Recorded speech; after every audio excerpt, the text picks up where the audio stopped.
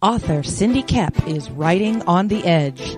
Books include Remnant in the Stars, The Loudest Actions, Lines of Succession, Mindstorm,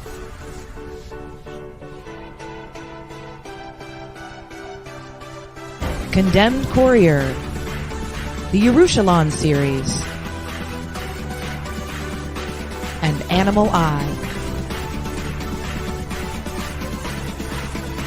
Find author Cindy Kep at CKOEPP.com today.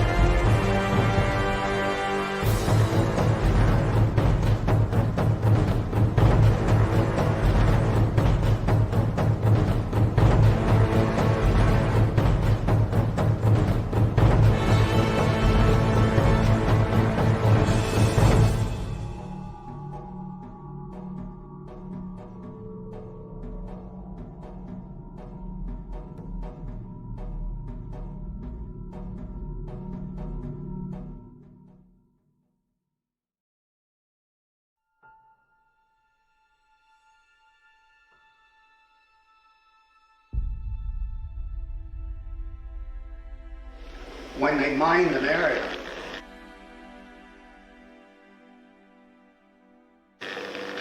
they put down yellow tape right across that line. See? And if you walked on the wrong side of that yellow tape, you blew up.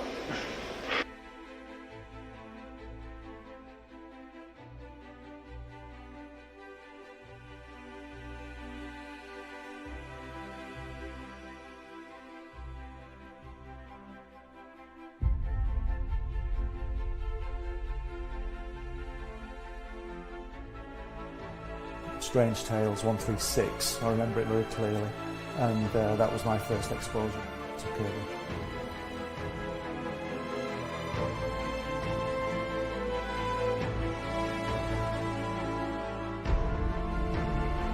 And I wanted to show it to people.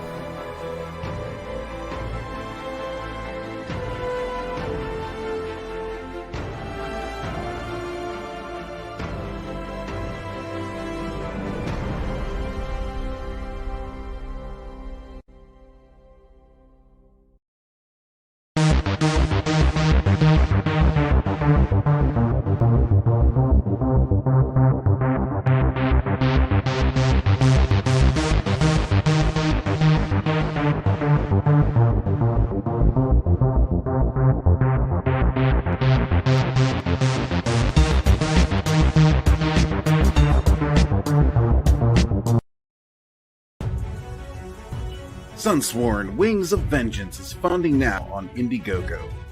Don't miss this action-packed space fantasy adventure sure to rekindle your love for the genre.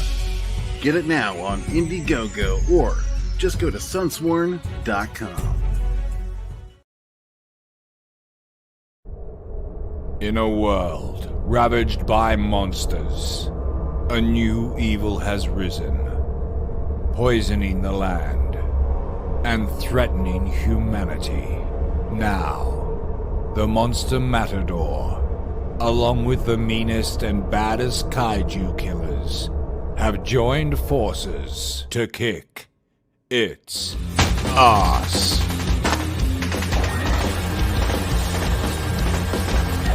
Monster Matador, Afropocalypse.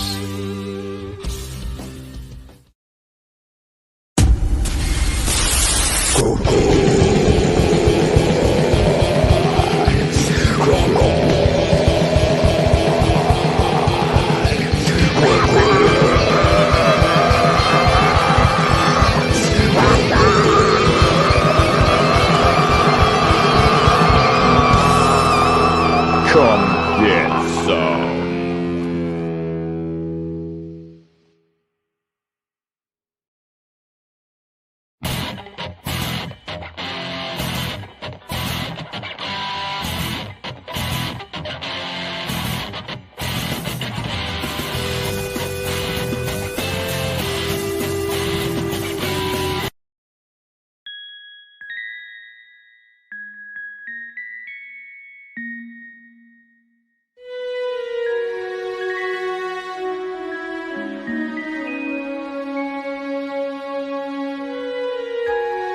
secrets, trust, worth. The bond between souls intertwined within otherworldly intrigue. Michaela Jade brings forth the Elite Warrior series, a collection of dark fantasy romance novels set in a twisted world where power lusts in the hearts of men and devotion seduces the souls of women.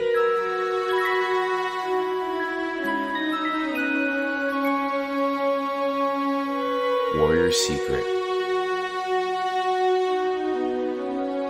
Warrior's Trust, and Warrior's Worth. Available now at authormichaelajade.com. Hey, it's Belle from Liberty Entertainment Distribution. We've got quality indie comics in hand ready to ship to you now. Yes, really. And it gets better.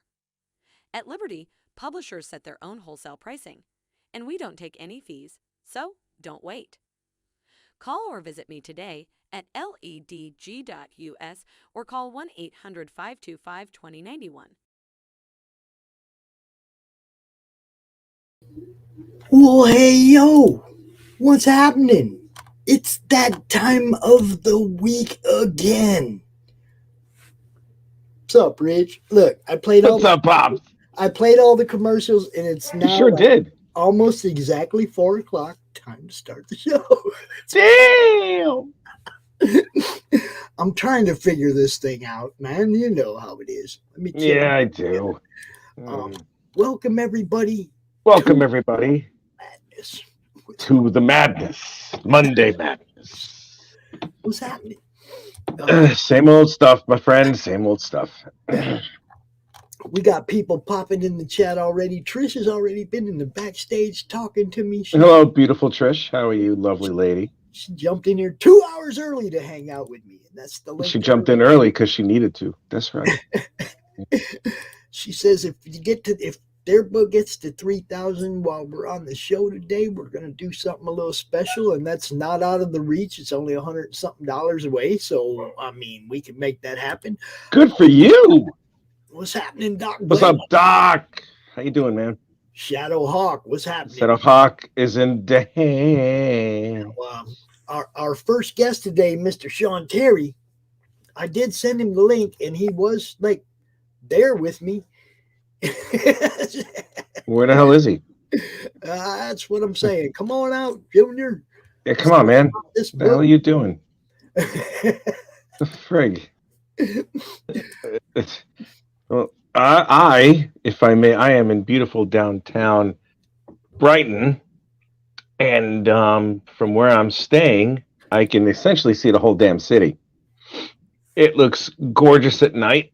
It's a very unfamiliar cityscape in the evening, and I am super pleased that I'm here. And oh, we got Sean. What's up, man? I just have to start the show off by saying Sean is Hat Club. Sean is Hat Club. Sean is Hat Club. So, I thought it was a Conehead for a minute there. I wasn't too sure. You know, just I am Baldar. Now, Sean has an interesting book. Okay, he does. I've seen it. It's really cool. He sent me the PDF to read, and I read it over the weekend. Nicely done. And it is pretty dang cool. So I just want to get this up on the screen right away. Why don't you send me one? Talk about this project, because 30 minutes goes by a lot faster than you think. They do. So let's check this dude out. 2100 AD, 1 through 4, dystopian future. AI destroys the world. Yes. I want to say it was better than the Terminator. And everything's better than the Terminator. Wait, which Terminator? The last one, right? Terminator Dork fate, whatever that is. Yeah. I'm just saying the way this story leads into the concept was more, to me more how it could happen. Oh, excellent. Good. The Skynet theory. All right. It's Skynet. It's so the virus. Go ahead. You first, Sean. I'm sorry. I was just gonna say, Pops, it's funny you say that because that really is the hook or the draw or the appeal. Like, how could this happen realistically? How might this look? How would that go? Right. And so I think for a lot of people, not everyone cares, right? You turn on Netflix, there's some dystopian future. You don't know how it got that way. It's never explained. You just kind of plug and play with the characters. This, I felt like, okay, we've all seen Terminator. We've all seen Matrix. How would a story look and that's that same kind of a story, but in a way that you've never maybe seen? And that's really starting at the beginning, starting from ground zero, working your way from where we are today to how this actually happens and how that looks. So I think the first PDF that I sent you was just issues kind of like 1 and 2 combined. Right. So this campaign's for 1 through 4. So if somebody has 1 and 2, they can pick up the 3rd and 4th. But the first half of the 44-page PDF that I sent you really just focused on more like being an issue 0, right? It's telling that backstory, setting leading up to it. Setting the stage. It was good. I liked it. I liked it a lot. Yeah, because I think like I say, for me, I'm looking at where we're headed in the future, and if we have self-driving cars, if we have cloud controlling everything, do we really need like an Ultron or a Terminator build a body for itself, right? Not when every drone and autonomous vehicle is a weapon, right? So there's just so many different elements to play on, and I think the realism is the draw or is the sell. That's something that even Quentin Rushing mentioned recently when he reviewed it. So it's I really like that concept. Yeah. Wow, I really like that concept. That AI can just go into the computers of other everyday appliances or cars or any other type of vehicle. That's wow. Yeah, see when that's a fantastic concept. As a computer brain. Yeah. Every vehicle has a computer brain, things happen. What is going on here with the freaking balloon kid? Jeez, do you want to say hi, Sophia? Do you want to say hi to Rich? Hi, Sophia. Right there, the guy who drew wrote in Contessa. He's right there. Say hi, sweetie. Hi. I loved your art. It was awesome. See that? He loved you. Were the best. You were the best art in that whole book. Oh, he said your art's better than his. Well, it's better than mine, that's for sure. It's terrible. I can't draw a straight line with a ruler. I'm horrible. Tell him that there wouldn't be no good art of yours if there wasn't good art of his first. That's wrong. Because hers is better than mine. I said it. Balloon hitting. Okay, we got a show. Say bye, everybody. Say bye. Bye. She's so sweet. That's a sweet child. I do love my munchkins, man. I don't blame you. They keep things in between them and the dogs. They keep life interesting. Ain't no doubt. I know I meant to come on the show within the last month or so, but as I told you in PM, I had a newborn, and those first couple months are so needy, for lack of better words. At least mine was. He didn't want to leave my chest. Now I have our 5:30 guest is just like hanging out in the backstage, and it just don't feel right. I'm gonna let her come out and talk to you too. What the hell, It's like, so Trish, me. Trish, yes, you. If you have any questions you want to place to Sean, by all means, man. No, I got the honor of meeting Sean last week for the first time. So, and I was digging on his comics. So, yeah, that's why I was kind of. Pops, you got some like really good tier people coming out today. I was like excited. I'm like, I definitely want to be part of this. Well, I mean, they approach me. I don't really hunt for people to be on the show. People ask me, "Hey, man, when can I come out?" And I find a spot for them. It's that simple, Well, it was ironic that some of your amazing guests, down there, are all the same day.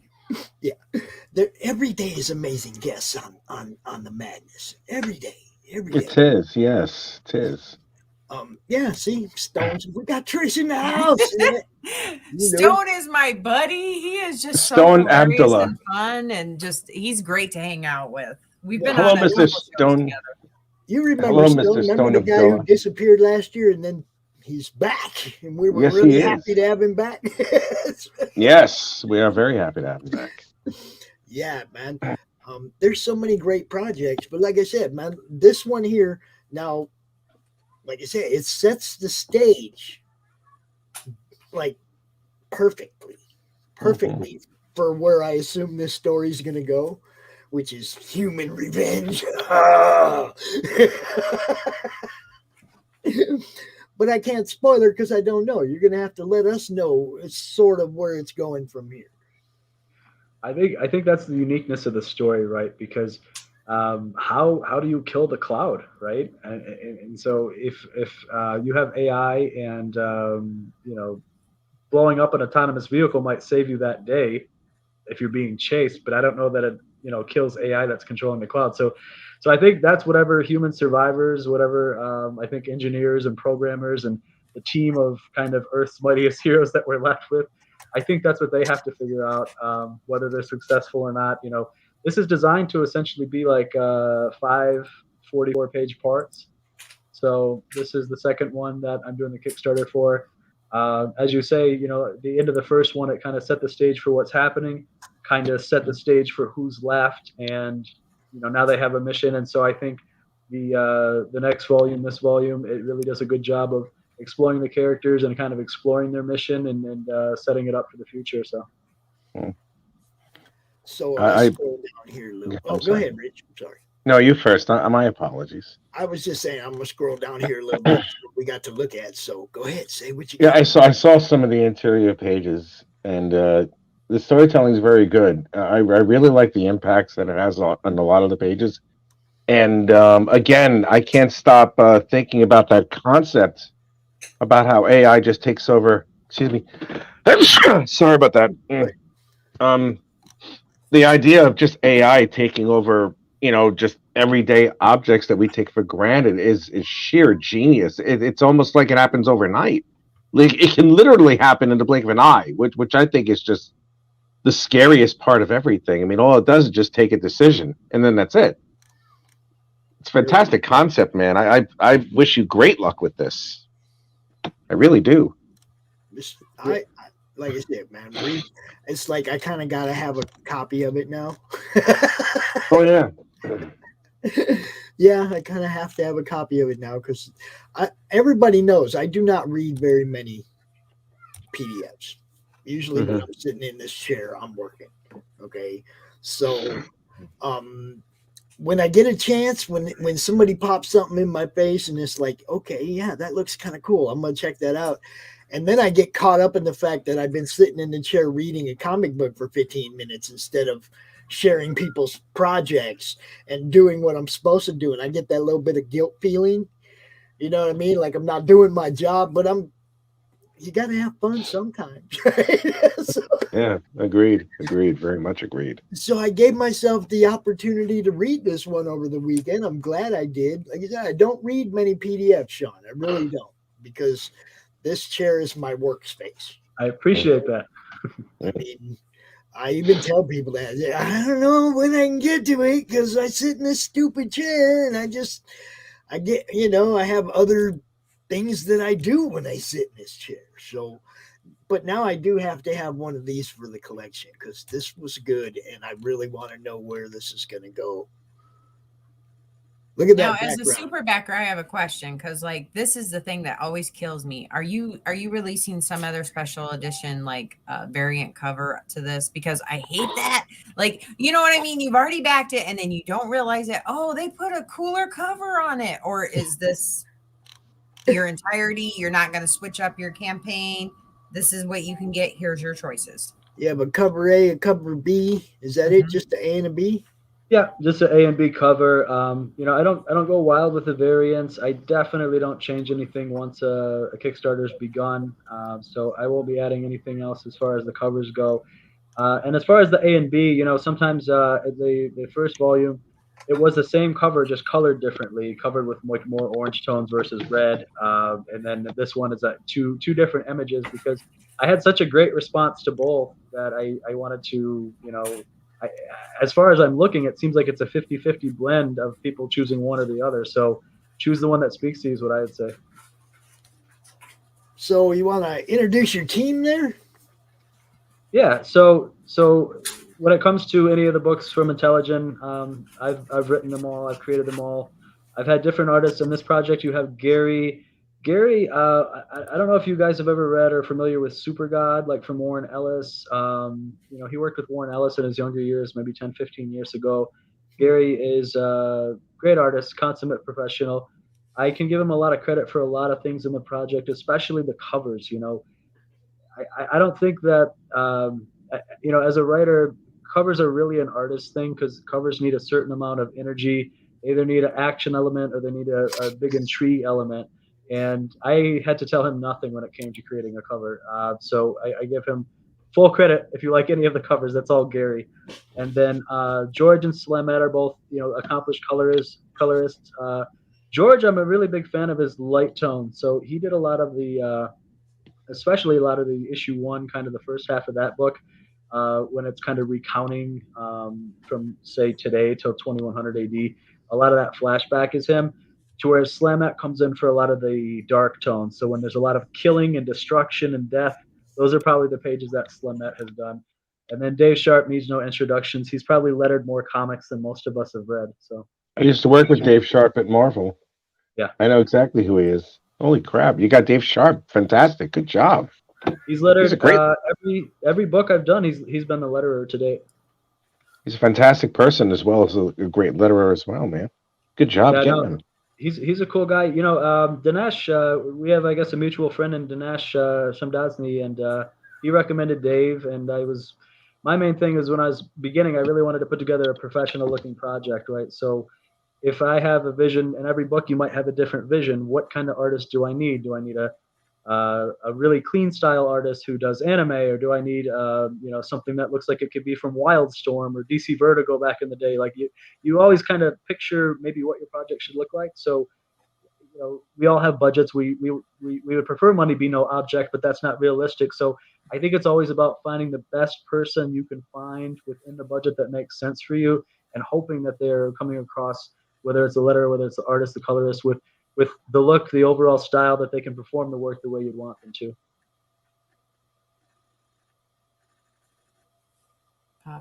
Pops, we can't hear you. Do you do the con circuit at all? So I'm probably this May going to be at Motor City Con, which is not far from me at all. I can jump in a car and be in there in 15 minutes. So I wouldn't imagine. Damn, good luck for you, man. That's awesome. But as far as other cons, I don't have any. Grand Rapids, baby. Come to Grand Rapids, baby. I'm just saying. I could come to Grand Rapids. I'll interview you live. You may have fun. You may have fun in Grand Rapids, but if you can spare the dime and everything, just come to London, England. I was thinking of going to MegaCon in Orlando this year, so I'm not sure about that one either. Yeah, see, Stone knows Grand Rapids. That's where all the good shit goes down, man. Are you kidding? Whatever. Hey, that's the one I get to go walk the floor, interview people live. It's always a great time. I got to do it twice last year at Grand Rapids and once at Hall of Heroes. And I'm already looking forward to doing all those two again this summer. Already planned it out. Brad's ready. We're going to Hall of Heroes in March. Dude, Sean, if you can get to Grand Rapids, man, I'd love to meet you and be able to interview you live on the air, right there at your booth, show everybody that you're there, have people come out and meet you, What month is that one? Geez, they do it twice. I think it's May and November. Okay. I think. I'm not sure. I got to check, though, because I haven't really talked to Mark yet. I know Varian's already set up. Indie Bolt will be there, and Varian and I are going to try to do a panel. I see one that says April 8th through 10th. Yeah, that one. Yeah, Mark Hodges. He's in the madness. Good dude. He runs that con, you know. But I had a blast both times so far, and all 3 times I should say. I've been to that con 3 times. Once as a fan and twice as a representative of the madness, which was a completely different experience. You know, more fun than I could have possibly thought it would have been. I got to go around and just talk to everybody and interview them live and show off what they had going on right there on their tables. That was, to me, that was like ultimate for what I do. Pops, you need to come a little further south and like get to Kansas City, you know, in the middle of the country, because that's where we're going to be at. You got to talk to Brad. He's the ride. Kansas City, Missouri, or Kansas City, Kansas? Kansas City, Kansas. Does it really matter?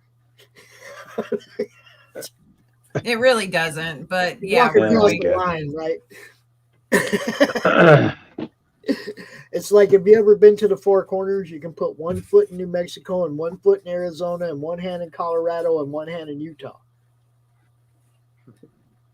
Yes, I that lived in is true. Iowa, right in Sioux City, so I could touch South Dakota, Nebraska, and Iowa. That's as good as it got for me. But yes, I want to watch this video. You ready to watch this video, Sean? Oh, no, I tell you, the video is not much different than the one we're doing right now. I'm just answering a few questions from an interviewer, and it's not like a project video so much. Okay, are they better questions? No, but there's more of them, and there's actual questions. But I pride myself on my professionalism. No, see, that's why I bring Rich along. He's supposed to ask the real questions. I'm just waiting until you guys finish because I'm just chilling. That's all. I keep waiting to hear from Rich. I'm sure he has all kinds of questions. Well, I'll wait until you finish with the video if you're gonna do that now. No, okay. Go ahead. Oh, okay, all right.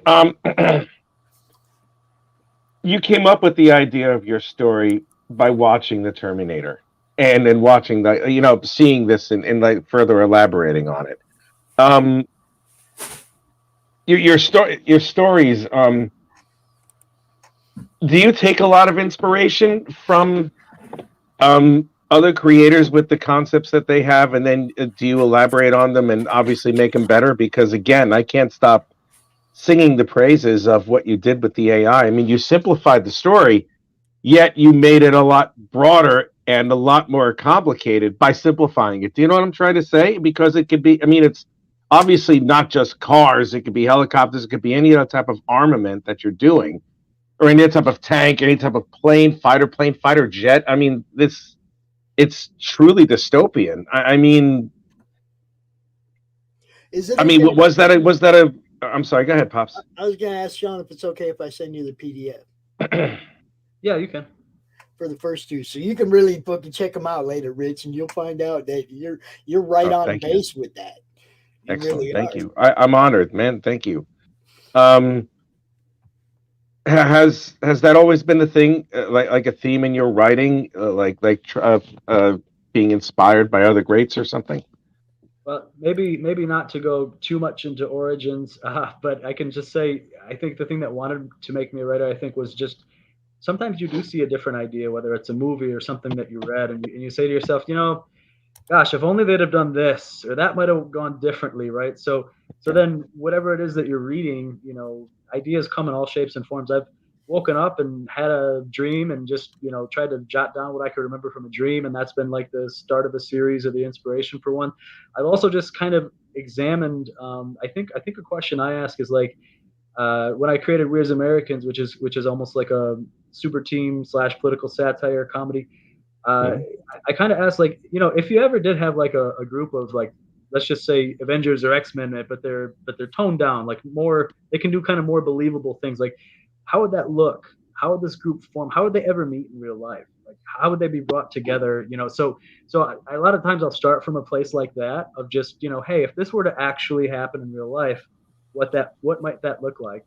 So, whatever made me want to start to do that when it came to an AI story, that's when I really put the work in. And I just think, like, okay, well, how would the end of the world look? Like, and the other thing is, it says it in some of the early pages, but what this AI does too is he was kind of or it was kind of like a program that the Pentagon and the government used, and they would use it.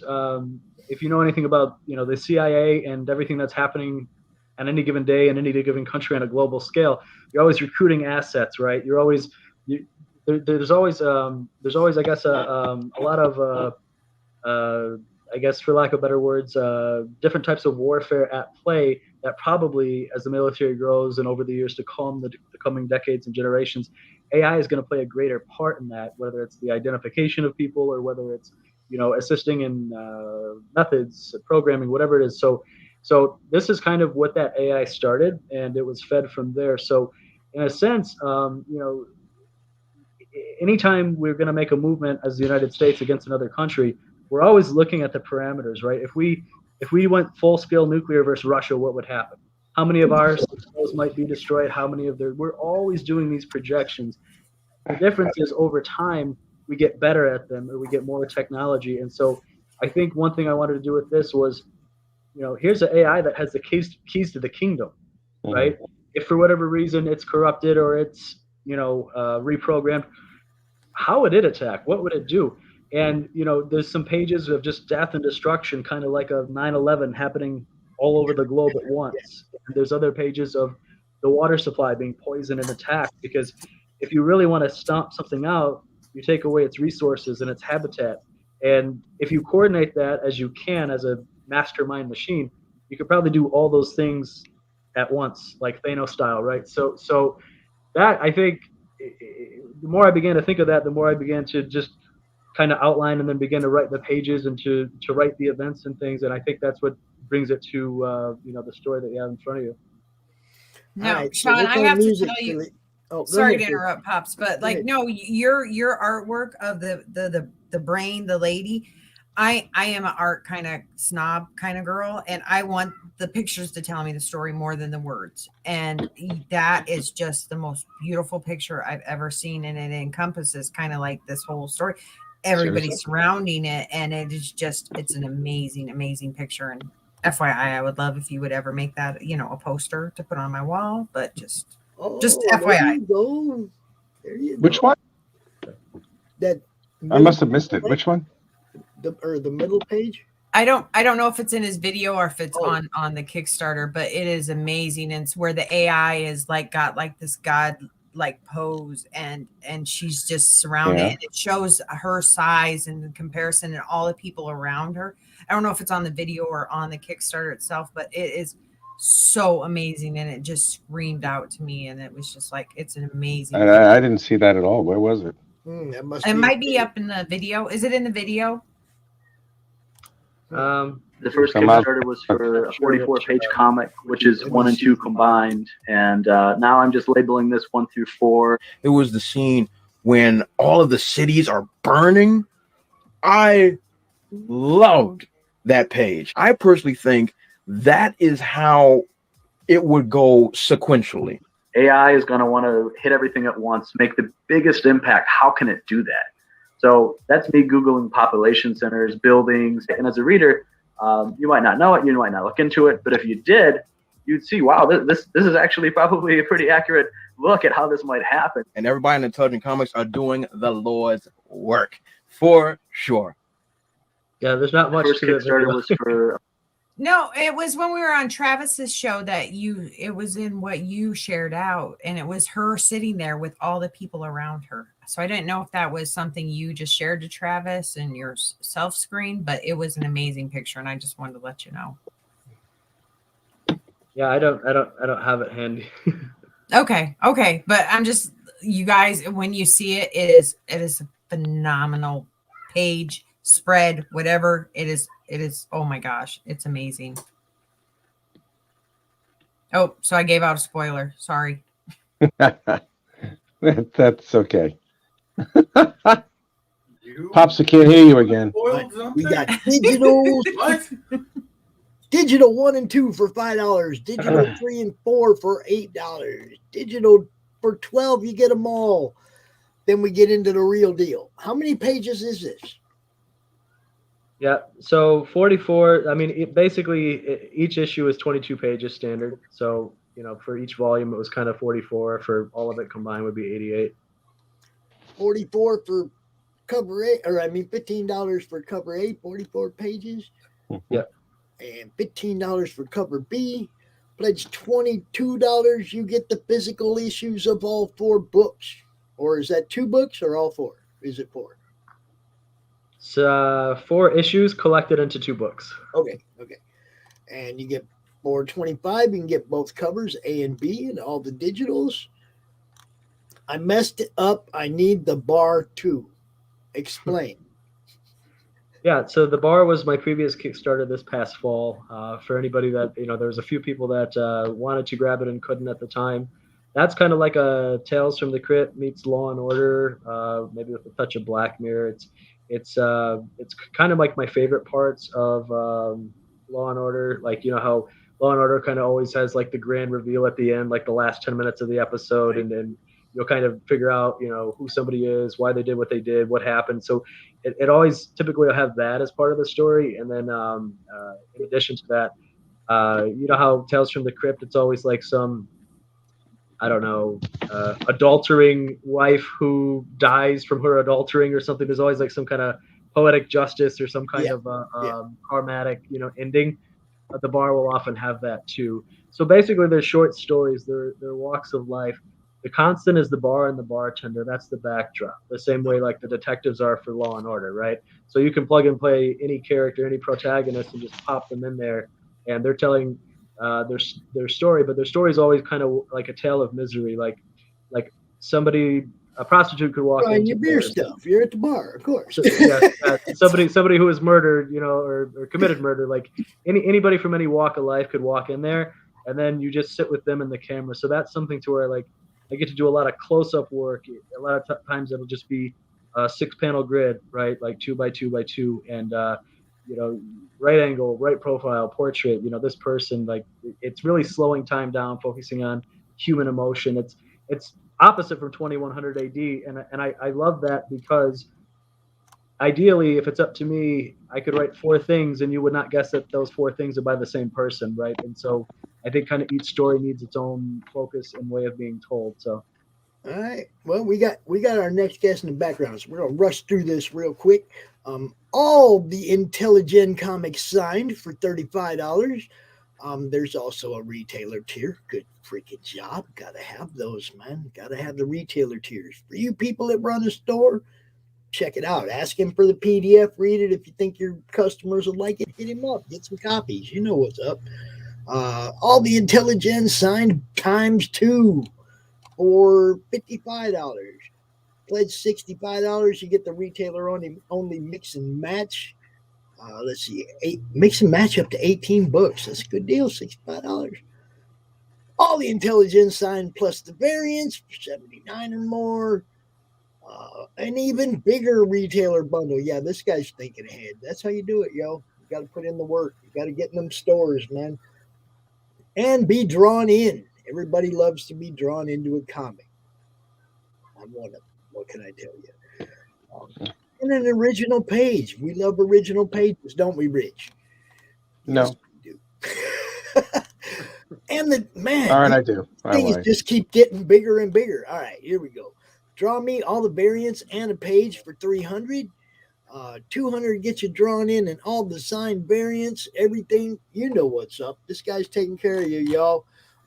Go check out 2100 AD. Ooh, go get him, Tiger. Good luck, man. What team? What's happening?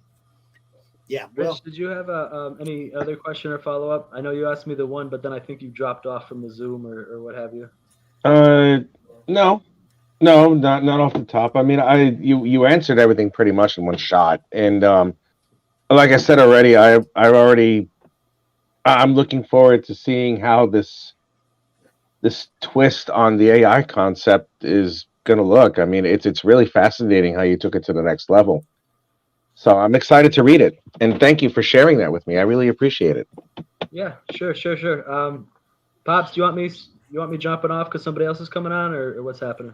Well, I mean, you can hang out. I don't think Roland would mind if you hang out and look at his project too. Okay. But we do have our next guest in the backstage area. And I haven't talked to Roland in a little while. We got Mr. Roland Mann from Silverline Comics. Hello, Roland Man. What's up? What's up? And he is What's up, backed you up by one of sexy his bastard, you. He is backed up by one of his team, Mr. Thomas Florimonte. Oh, you What? got it right. Hey, You got it right. That is so good. Tomasino Florimonte. That is correct. I am so glad that you pronounced it correctly. That's so cool. Cool. I mean, I pride myself on usually getting them right. So, yeah, he was talking about it's a big last name. Everybody seems to want to put a bunch more vowels and stuff in there that are actually not in there. But you got it right. I appreciate it. But it's an Italian name, and it's all vowels. That's right. No, they want to add stuff though. That's the thing. They want to keep. Oh, that's right. Blah, blah, blah, blah, blah. Yeah. Oh, let's not go into those jokes. So, Pop. So John Reddick said that he'd join us at the top of the hour. He's still at work, and he just said, "Hey, man, I can't be there at the bottom of the hour. I'm going to take my lunch at the top of the hour, and he's going to join us then." All right, whatever. Yeah. Got to pay the bills. Look, I'm at work too, but I came on. Yeah, I know. What the hell, man? work It speaks too, to his so- dedication. That speaks to his dedication to the project. Where the other guys like, I go to work. I go to work. Pussy, I go to work. We'll give John a hard time. I know, right? It's one of our favorite pastimes. Thomas is like twice the man all of us is. He's doing a podcast while he's working. Actually, it's kind of confidential, but I'm doing stuff. Yeah. What are you doing? It's so confidential. Well, Planning the death of millions, but I mean, it's one of those things. Besides doing all the comic book stuff, I'm also the co-owner of Kablam Digital Printing. I'm not sure if you guys know, so I'm actually printing other people. Yeah, so I'm printing. We're working on other people's books and stuff, so I probably shouldn't show other people's stuff. Yeah, don't, because their stuff probably isn't as good as yours and stuff. So there's we got a lot of we print a lot of good stuff. Yeah, whatever. yeah, I don't believe that. I think you and Roland Mann are sexy and too fucking sexy for everything else. So you want to dance? Roland will dance for you. Yeah, Roland. Yeah, with dollar. Tommy's the twerker. Tommy the twerker. No, let's not go into the twerking videos. We don't know. There's a couple of... I'm a chair dancer. That's thank God I only need one hand here. Okay. Oh! We're going there. That's. I mean, we're not going there. We're not going there. We're not. We're gonna get kicked off of YouTube if we go there. We better. I keep pushing the envelope until Pops decides to flash the warning. That's a weekly thing. What's how often did you get kicked off of YouTube? We've got kicked off a couple of times on YouTube, and we don't even know what we did. Yeah, I got kicked off of Instagram. I don't know why the fuck I got kicked off of I my whole account was like destroyed. I had to start another one today, but I mean, I don't care. It's probably because I drew some not safe for work stuff and I posted it there, and it's like, oh no, someone got offended that I drew genitalia. I don't understand that because there's so much crap on Instagram. There. Yeah. Oh yeah, I know. My stuff included. I didn't say that. Rich is I said it. Rich is going to push the barrier until I let him read this. So yeah, I pushed it back. Oh, okay. That's funny. Now, what accent should I do this in, Pops, this time? I want to hear the Italiano. Oh fuck, that's you racist bastard. All right. The opinions of the following broadcast are not necessarily the opinions of a Monday of Madness. With the comic talking to Pops of Bengtson to the comic related madness, it's a step which contributors to its sponsors. The TV show is TV Mama, and the viewer discretion is advised. So there you got to talk with your hands. I did. That's why I was going like this while I was doing it. Okay. See that? Yeah. But here's a joke. How do you keep an Italian's mouth shut? You tie his hands together. Like yeah, this. you're right. or you put his feet in concrete and throw him in the river, right? Oh, why? That's not No. mob stories. What are you talking Who about? said that? Which one of you scrubs said that about us Italians? Bastard. On my list, on my little side thing, it's the guy above me. He's the one that's talking bad. Oh, he is, huh? No, that guy there. Out in Arizona, they don't have It better not be any of you. lakes and stuff, rivers or anything. So you get a bear. You don't have any lakes or rivers to throw in. If you throw someone in the lake or river with the shoes, they're going to go up to your knees. Yeah, he'll be just standing there. Hey, anybody here that's not Sean knows that when Johnny Carson makes fun of your hometown for being mafia related and hiding bodies, like Clinton, Iowa, where I come from, you know, then that's something to talk about. Wow. You have bodies in Clinton, Iowa? Well, like yeah, from mafia killings and shit? We're close to Chicago. Oh, that's right. Chicago. Chicago. Mm-hmm. I love that sound. Since I chatted Chicago. with you, man. I drive my car to Chicago. And no offense, Sean, I just didn't think you were old enough to know who Johnny Carson was. I'm old enough to know that. He had a show, and then I watch YouTube. Letterman and Leno, right? I heard about him. I heard his name. Yeah, I was born a few years after he died, but that's okay. I didn't say I watched him. I said I knew who he was. Nice. Sean's like, I'm feeling attacked. You're right.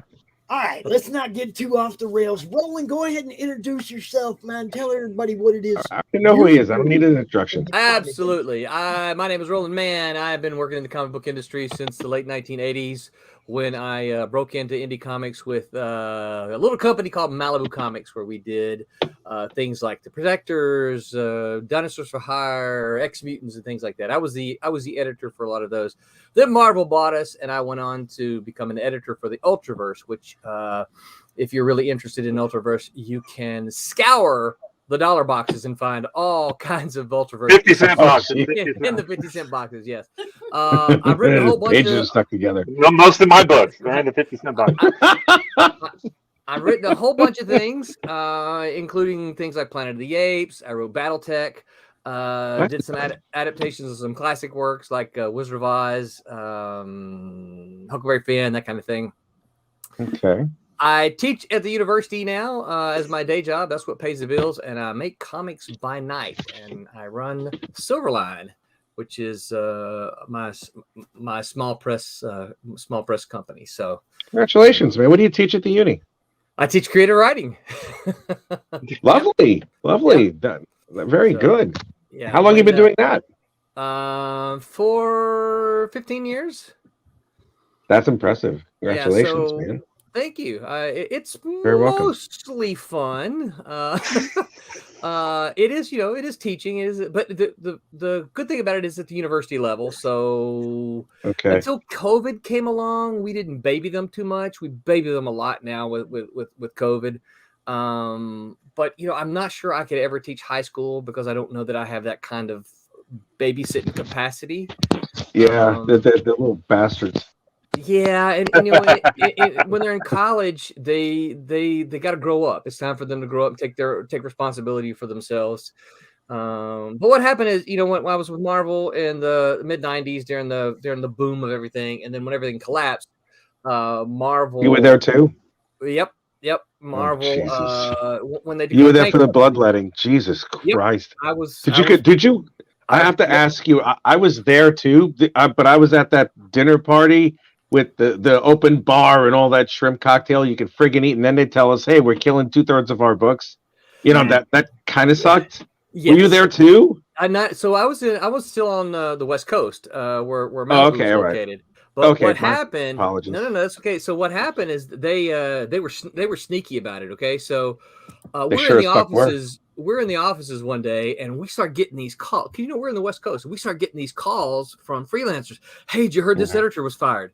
Hey, did you heard this editor was fired? Hey, did you heard? And so we start swapping notes, and of course, for the editorial, all work stops, and we're like, something's going on at Marvel, Yeah. But what what a lot of people don't realize is that Marvel had called Scott Rosenberg, who was our president, Malibu president, told him, get on a plane in the morning and fly to New York. So Scott Rosenberg was on the plane flying to New York while all this bloodletting was happening in New York. So we had no way to know that, what was coming. We were just getting it from the freelancers. So a bunch of us said, you know what, we're tomorrow.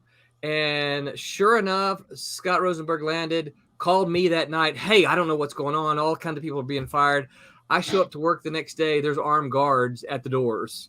And they commenced to fire, nearly everybody at Malibu too. So, armed guards at the doors, y'all. These are your heroes. Yep. It was bad. Well, a lot of companies were doing that. NBC did a bunch of layout, and NBC at one point they did a whole bunch of layoffs when everyone was out during their lunch break, and then when everybody came back, there were guards in front of those doors. It's like, okay, you got 5 minutes to get your shit out of here now to finish your lunch. Yeah. That's just horrifying. You avoid it, Thomas. Yeah. So I used to hire Tommy a lot back in the day. Did you? Oh, so it's that nepotism thing then, I guess. Huh? No. Roland and I go back to college. The university days. Yeah, we went to USM at the same time, the University of Southern Mississippi, and I broke into comics back in the early 90s, mostly inking, but I've done writing, coloring, ink, publishing, printing, just about everything at one point or another. But I started working with Roland doing the Silverline stuff way back in the day with the Cat and Mouse stuff and the Demon Tales and stuff. But I've worked on Spider-Man and some DC stuff, some Image stuff. I've done a lot of there for one time or another. I always said that I pretty much worked for everybody at one point or another back in the day. That's mostly inking, but that's fine. You're in the book. You're in the foot. Your foot's in the door. Yeah. Yeah. The same with me, man. I'm very proud of you. Congratulations, dude. Good job. Did. Y'all remember one of my longest run was pretty much the entire run of the Nightman books from Ultraverse. The Ultraverse books. You remember those books back in the day? Those were fun books to work on. Written by Steve Englehart. Yeah, that was some fun stuff. Yeah, I love Steve Englehart. Oh yeah. But currently now I'm back. Roland and we all kind of moved down to Florida somehow or another, and it's kind of crazy story there. But another friend of Roland's, Barry Gregory. Barry and I have been buddies forever. We started Kablam Digital Printing, and still do comics when I have time, which I don't, but I still do comics, and got my own line of stuff under the Inferno Studios. It's more of a kid friendly book. I do just lots of fun stuff. I try to stay busy, but besides doing all of the Kablam stuff. That is fantastic. That is really sleep. I never sleep. I'm gonna go sleep now. Y'all let me know if you have a question. There's no sleep in comics. I've heard. Oh, okay, you're right. There's no crying in baseball either. Yeah. Whatever the fuck that is. But there's lots of crying in comics. There is. It's where dreams go to die and our souls will get crushed on a constant basis. Kid. The one thing the one thing I'd love to know about is what are we looking at here with this book? What do we have? So I'm going to tell you. So Silverline, we've been producing so many books that we've had to kickstart 2 books at a time. So I'm only going to tell you about one of them because John Medic, who I mentioned earlier, he's coming in a little bit later, and he'll tell you about Sniper and Rook. So I'm going to tell God, I don't have to hear more than one. Okay. I'm going to tell you about the Reject, which is the one that Thomas Florimonte, Tommy here. I'm saying his last. Say his name the right way, man. I know. Well, I could say it the way. Florimonte. So my little pitch for the Rejects is: when danger is near, we need heroes who can respond decisively and with authority. When evil is around, we need superheroes who can fight supervillains. But what do you do when the Fantastic Four is busy? When the Justice League is unavailable? When the Avengers are out of the galaxy? The world has no other option. They call the Rejects. Rejected by all other respectable superhero teams, this band of misfits joins together to fight crime and injustice and maybe get a mention on the evening news. They are formidable, ferocious, fearless, and forgettable. The kind of team that they are the Rejects. And you can read all about them if you back the Rich Kickstarter. Beretta and Pops in this comic? No, I'm just kidding. I'm getting booted. I know. Bye-bye. Yeah, they're the guys you call when everybody else is busy doing something. Ghostbusters. Yeah, that would be my crew. That's right. Who are you gonna call Ghostbusters? Yeah. They're not fighting ghosts yet. I guess we could work on that. We got to get the ghost in. Yeah. So far they're fighting kind of the rejected villains. Perfect. It's perfect. Like the B villains versus the B heroes. Actually, not even B. It's the C team. No, right? no. This is the further down the line than those guys. So now you're really trying to tell me this is my team. See? So we do have a. This is a superhero team that we could be on if we were needing to. Yeah. So there is some updated images. If you go to if you want to see those, like those covers right there that are only penciled.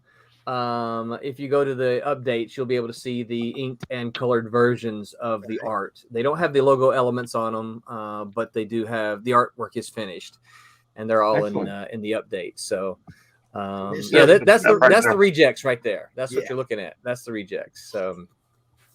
And the fellow there, more cartoony, is really cool. Yeah, go for it. The fellow there in the red cape and the blue tights, that's Majestic.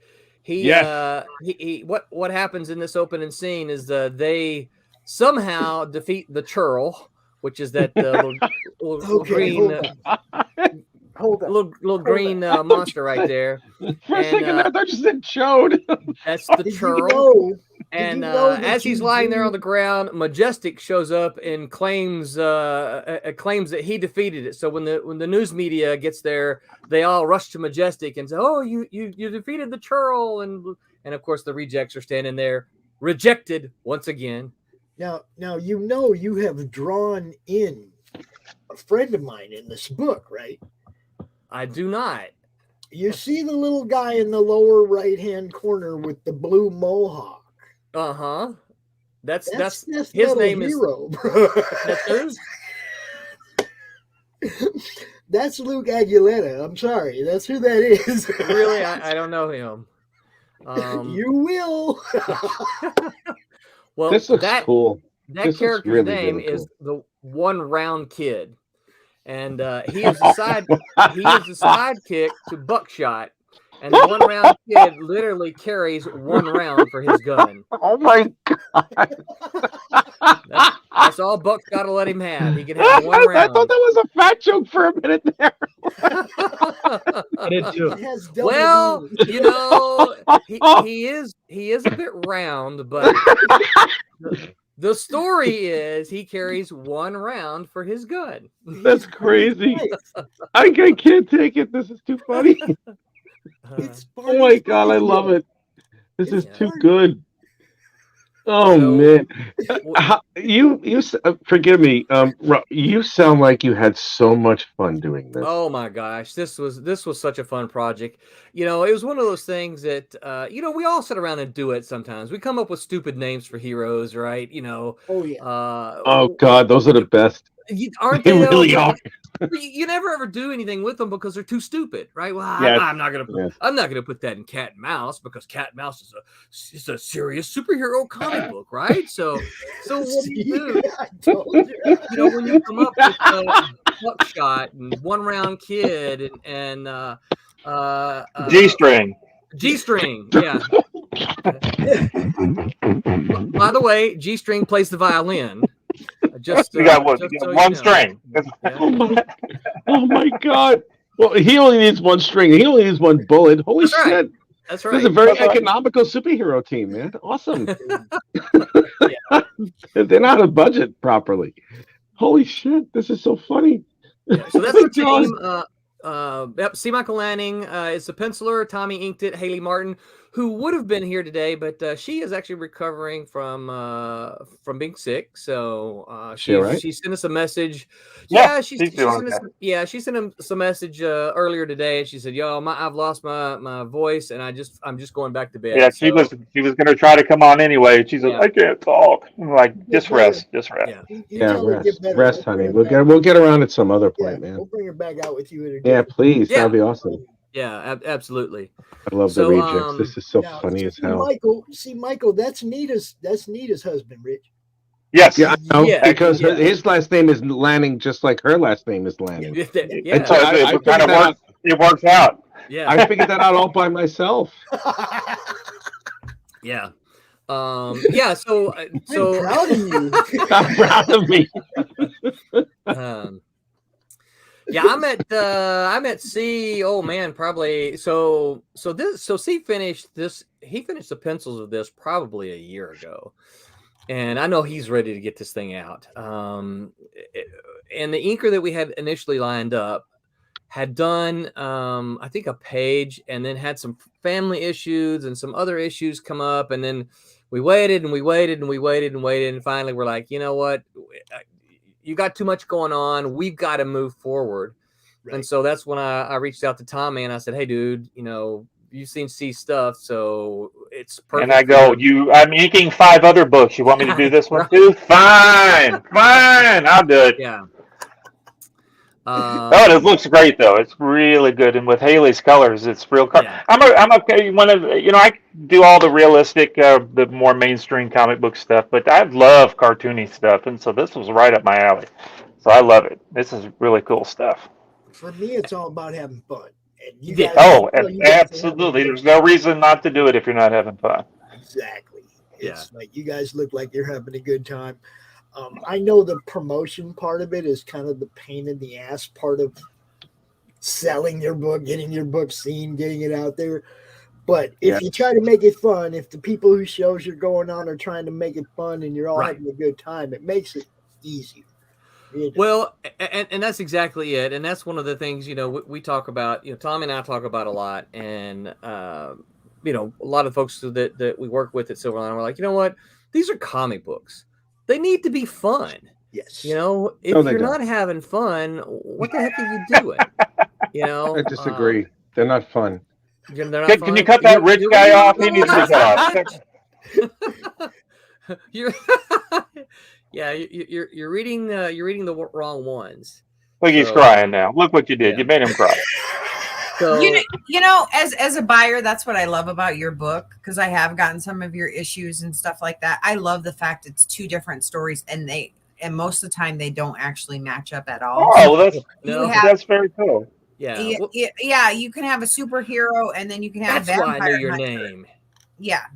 Thank you so much. I appreciate that. Yeah, no, like the one of the two Kickstarters, 3 Kickstarters before this, we had the team up book that I inked that we did, and it had Bear on the other side, real super, which Haley actually drew the whole thing for us. That's really cool. But yeah, we try to give everybody a bunch of different stuff that they can grasp onto. So that's.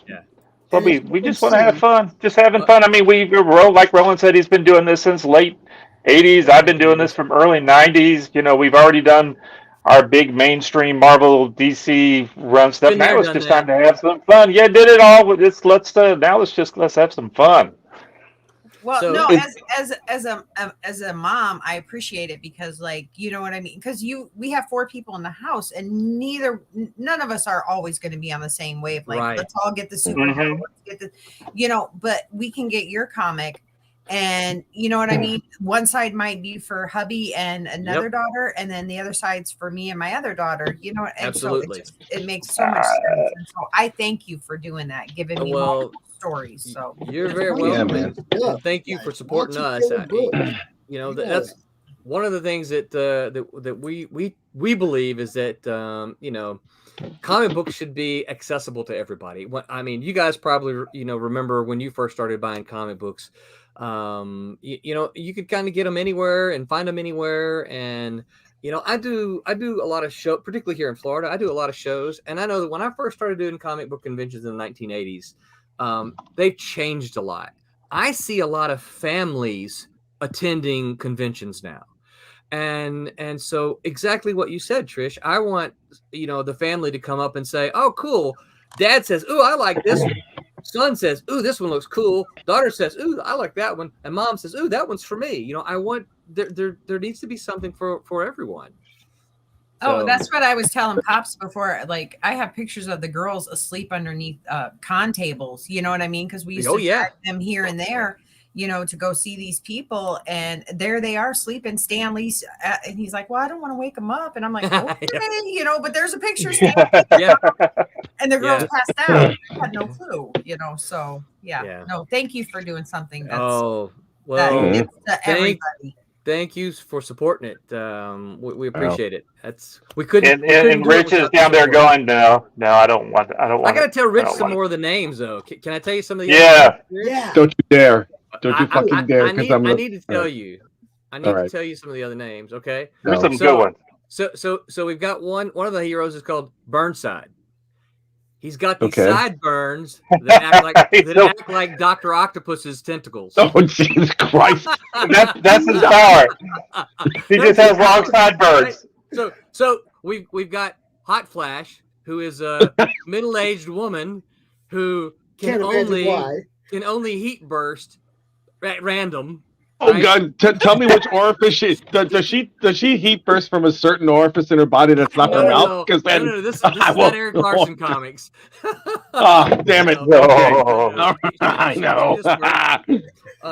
We have Divinity, who can make a mad candy. Right? Wow! I don't know if you use Divinity candy, right? She makes a mad candy. She carries a cookie tray and a spatula in battle, right? When I saw these pages, I'm like, why is she carrying a pan all the time? What is this? Because I wasn't involved with the beginning of this stuff. Like we said that I came on to ink just can you ink the 5th book? And I'm like, sure. And then all of a sudden I'm seeing these pages. I'm like, what is this? This guy is invisible, but his tie. What is this guy? What is? God! We've got Snap-on Man. Oh, literally, no. his parts snap on and off. Oh God! Oh my God! Help me! And we've got See-Through Man, because the Invisible Man was trademarked. Yeah. Oh God! Come on. What? No. That's what he says. He has to be See-Through Man. He has to be See-Through Man because he couldn't get. I couldn't get the Invisible Man. It was trademarked. Yeah, it's fucked up. They beat me to it. So the villains, right? Their leader is the Rapscallion. The Rapscallion. The Rapscallion. His team is the Black Hat. And the Dire Louse. Of course, the what? What the fuck is a dire? A G-string I'm never gonna get over. That's the best I've ever heard in my life. Holy Christ! You gotta get that. Ding, ding, ding, ding. Ding. No. That's too many notes. It's just ding, ding, ding, ding, ding, ding, ding. That's all it is. It's the same note. Well, I guess it depends on how tight you pull. Ouch!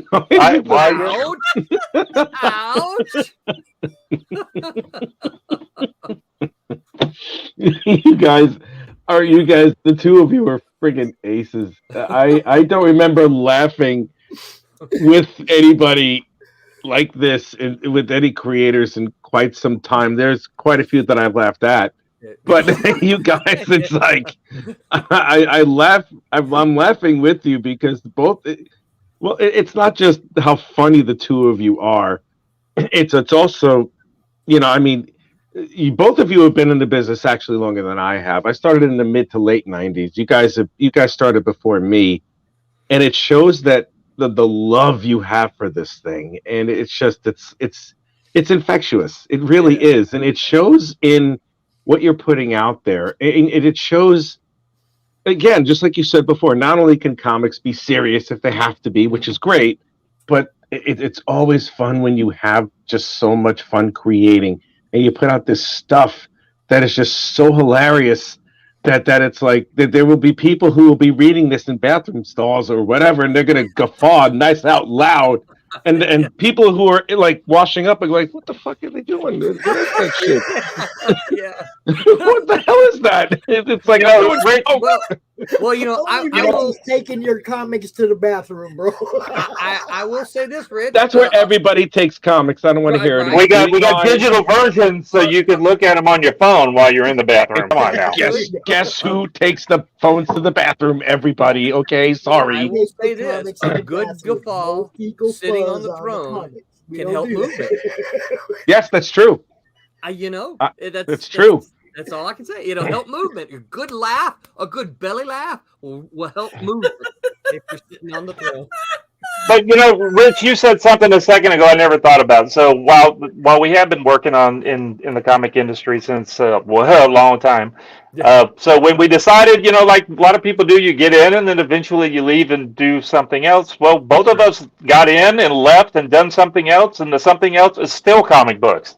So isn't that weird, really weird? Like Roland's teaching how to make comics and write comics, and here I am started with my business partner. You know, we're one of the #1 comic book independent comic printing companies in the world. Kablam! That's the best. That's another thing that's great about you guys. You evolved from where you started, and you got to the point, and you're still, but you're doing it a lot better. That's the point. You're not under the umbrella of anybody else. You're doing it on your own. Exactly. That's a hell of a hallmark. Not a lot of people do that.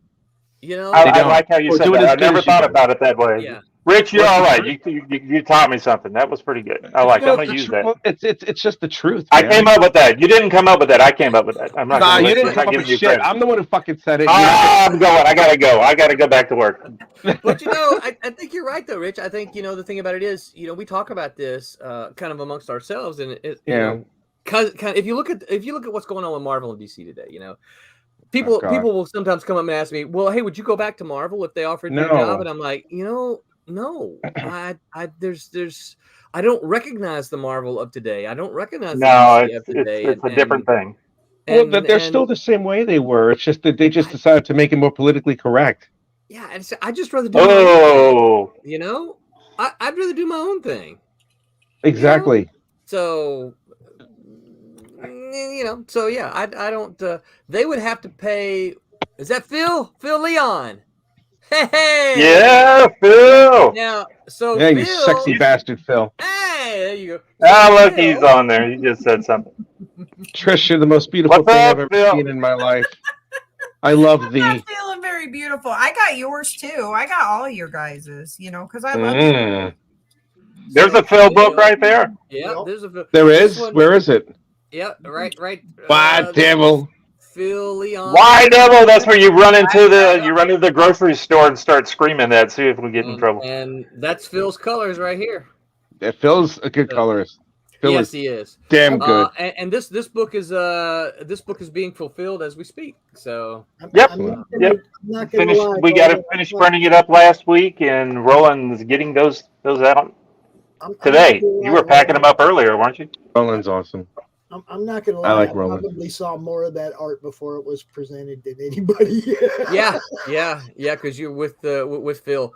Phil was always showing me, check this out. Look what I'm doing. Yeah. I like Phil. Phil's cool. Yeah, we're fortunate to have Phil with White Devil. So Phil Buttons. Phil Button. I'm not sure if Doc reached out to Phil or not to do the coloring on his CRoMniVerse story, but it could happen. Phil could end up in the CRoMniVerse. Yeah. Yeah. So can I add Rich and Pop? Yes, sir. And Trish? Yes, sir. Something that I think is important in this day of crowdfunding, and you guys know this, if you pay attention to crowdfunding at all, you know there's a lot of folks out there that that have backed campaigns, and then months and months and months and months and months go by, and they're like, "Where's your company?" Is definitely not one of them. I mean, like I think within a month we received our back package because we backed Friar Tuck, and cool. Yeah. So it was within a month of getting it. And we're like, holy crud. You know, I mean, because you never know what you're going to get when you go get the mail. You're right. You know, you're absolutely right. 6 months ago I backed something, but I never expect it within a month of completion. So we are 15 for 15, fulfilling on time. Excellent. And so that's I realize that one is not supposed to be prideful, but that is something I'm actually pretty proud of for us. You're allowed to be glad that you provide good customer service. You're allowed to be proud of that. I mean, Trish was talking about enjoying it. I can't promise that. Now, I think that you're going to like the books. Obviously, I wouldn't be doing them if I didn't think you wouldn't. I think you'll like them. I can't promise that, but what I do promise is, you know what? If you back our campaign, you're going to get your books, and you're going to get them on time. And we're 15 for 15, so I feel real comfortable saying that. You know who's printing the books. That's right. Yep. Yeah, the you know who's inking printer in the world. Number one in the world. I don't mean to be the rainer of parades, but do you have paper and do you have toner? We can talk offline.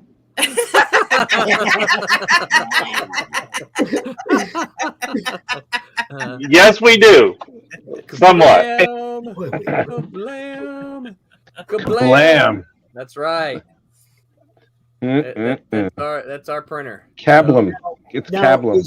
I have to ask, since I got you, is Indie Planet part of you, or do they? Yes, it is. That's our sister company. If you were to have it, so yeah, it's all.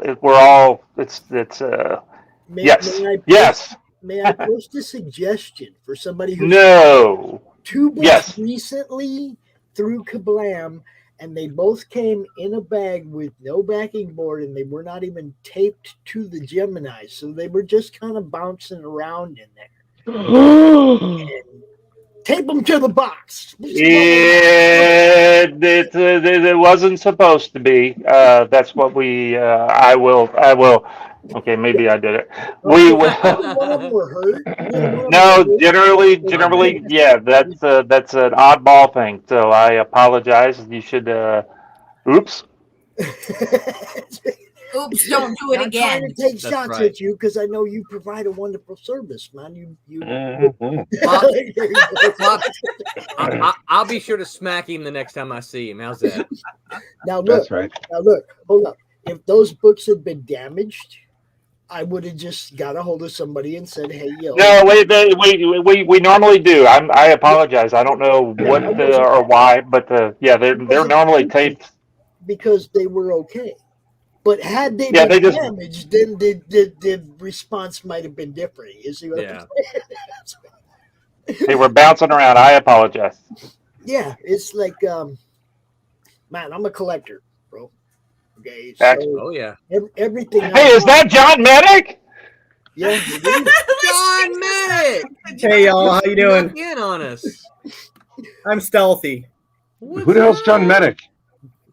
He's the other guy. Sniper and Rook guy. I'm the second bill on the bill for Kickstarter. So he's the one for the other book, Sniper and Rook. See? Nice. Oh, so he has the more serious comic. You have comedy and you have serious. Yeah. So John, I've already talked all about rejects. Tommy and I've already talked all about rejects. So well, I was hoping. So, I got a question for John. So if it's a flip book, is his the A side or the B side? Because I'm thinking Rejects is the A side. That's messed up. Damn. Rejects would be the A side if you're going A alphabetically. Or going in order of the way it's listed on the Kickstarter. Or even the video that's there. So all of those would make sense. Yeah. And that way it saves the best story for last. I gotta ask. What? Oh, I gotta leave again. I'll get him down here. I have to ask See this, you. John. Cat fight. Cat fight. Are you Hound Dog or are you Don't Be Cruel? Say that again. Are you Hound Dog or Don't Be Cruel? I'm Jailhouse Rock more than anything else. Don't be cruel. I'm more Papa Don't Preach. Yeah, I'm more in the Madonna world. I'm with you on that. Who's that?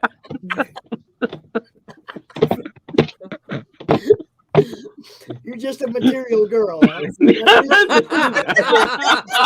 The sad thing is I've been called Hello Earth. So I can't breathe. I can't fucking breathe. We're saving the video. Oh, I can't deal. Now Oh my God. I want to go ahead and play this video. Holy shit, that was too good. Fun that we have at Silverline. Buckle up, yo. Oh my God. Mm.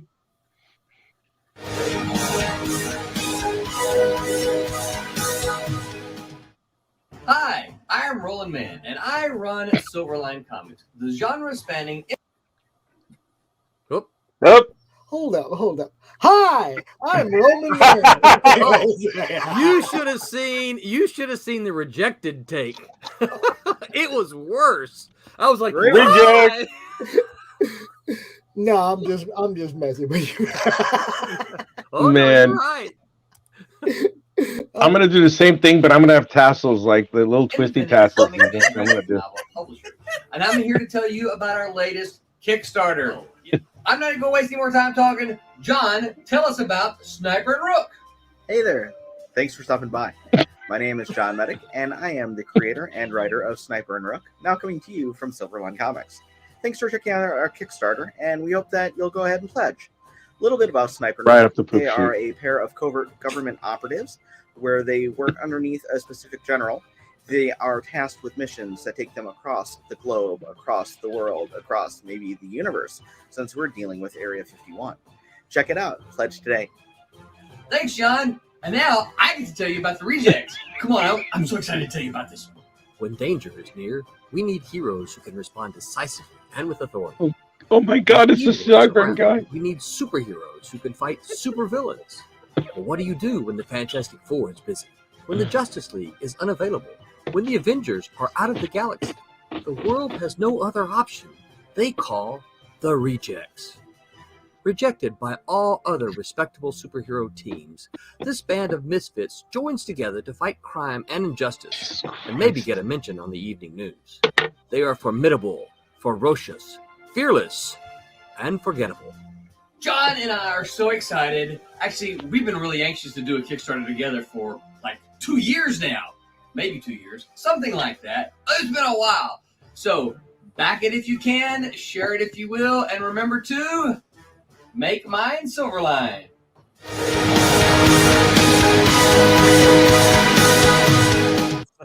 Okay, as somebody who's on a show that like talks about videos, can I say, you like, John, you got to bring your like excitement level up, or Roland, you got to bring yours down, because it's like, this is my book, and you know what I mean. It was like very vice versa.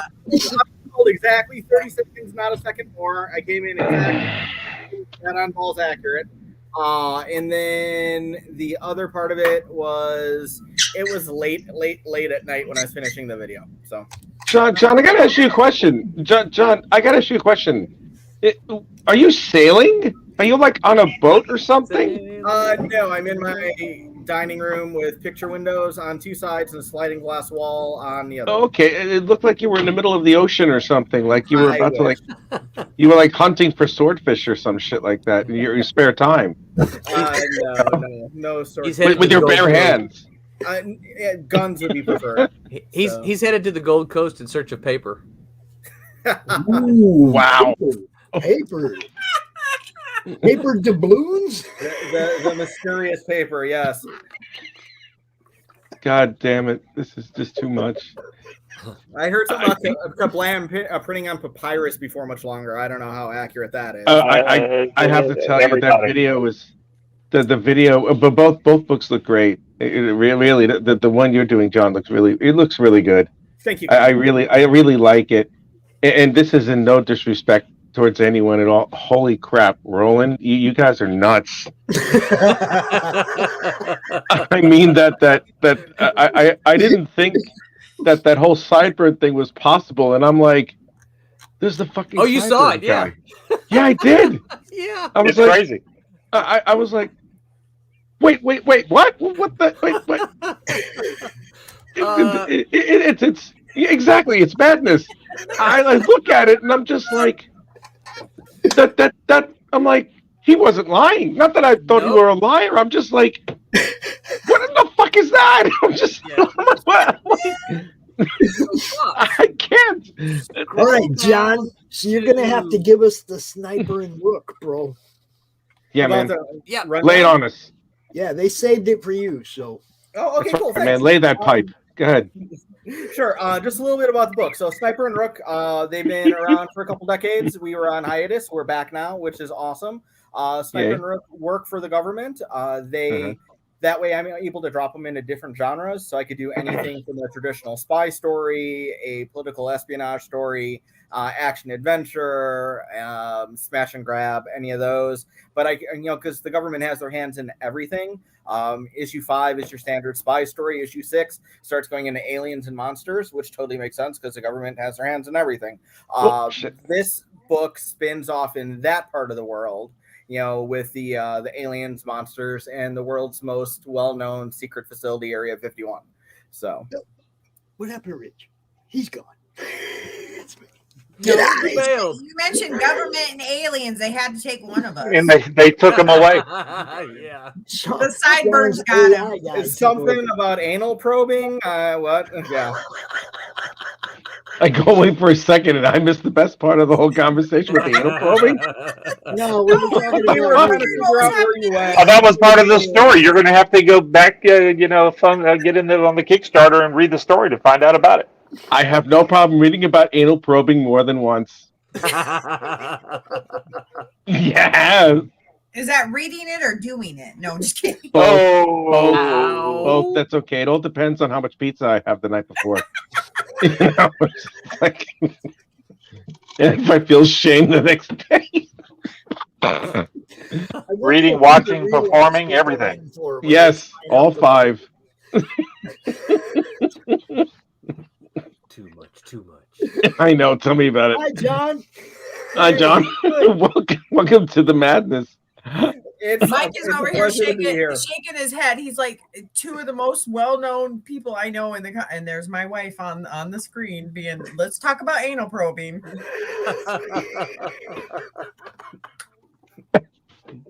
YouTube will kick us off again. Welcome to the madness. Welcome to the madness. Jesus Christ. So what else do you want to know? So did John, you do the art in the I do everything but the art. So I've been really lucky over the couple decades I've been self-publishing to work with some great folks that work at like Marvel Image, DC, kind enough to lend pens and pencils to me. Also some new talent has been published in pages of Sniper and Rook. So I do everything but draw. So I'm the creator, I write, I let it so I create, it's been a long day. Creator, writer, letterer, editor, and then for a while I was publishing, but I'll let Roland take that madness over for me, which is a wonderful part of the whole deal. So I do everything but. So basically I have a story in mind and I start writing it out, kind of let it play in my head like a small movie, take screen caps, put those down on paper, send those off to the artist draws them, sends them back to me. That's where I go and do the scripting, the character dialogue.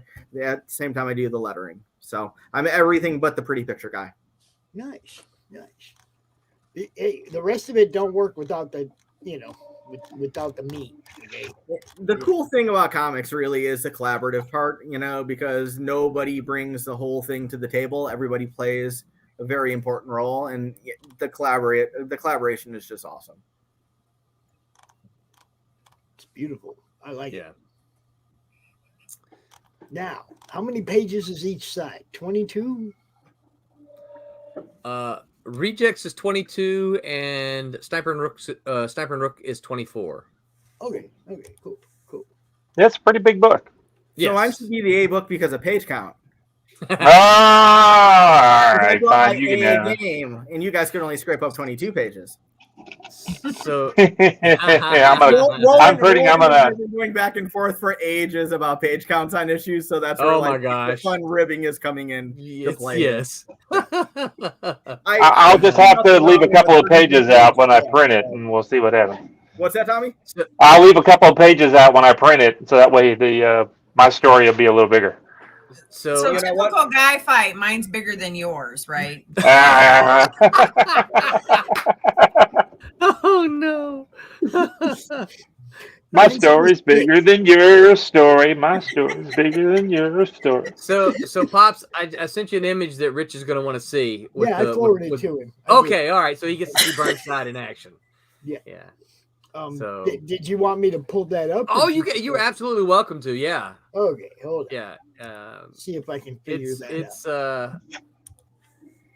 It's Tommy's Inks over C. Michael, and it's a nice big image of Burnside in action. So so you get to see it. I looked for the colored version, but I couldn't find it yet. So yeah, look at that. That's crazy. That was fun to eat. That's Burnside in action, actually, with the villain Rapscallion there. So Pops showed me the greatest comic book page that I've ever seen in my life.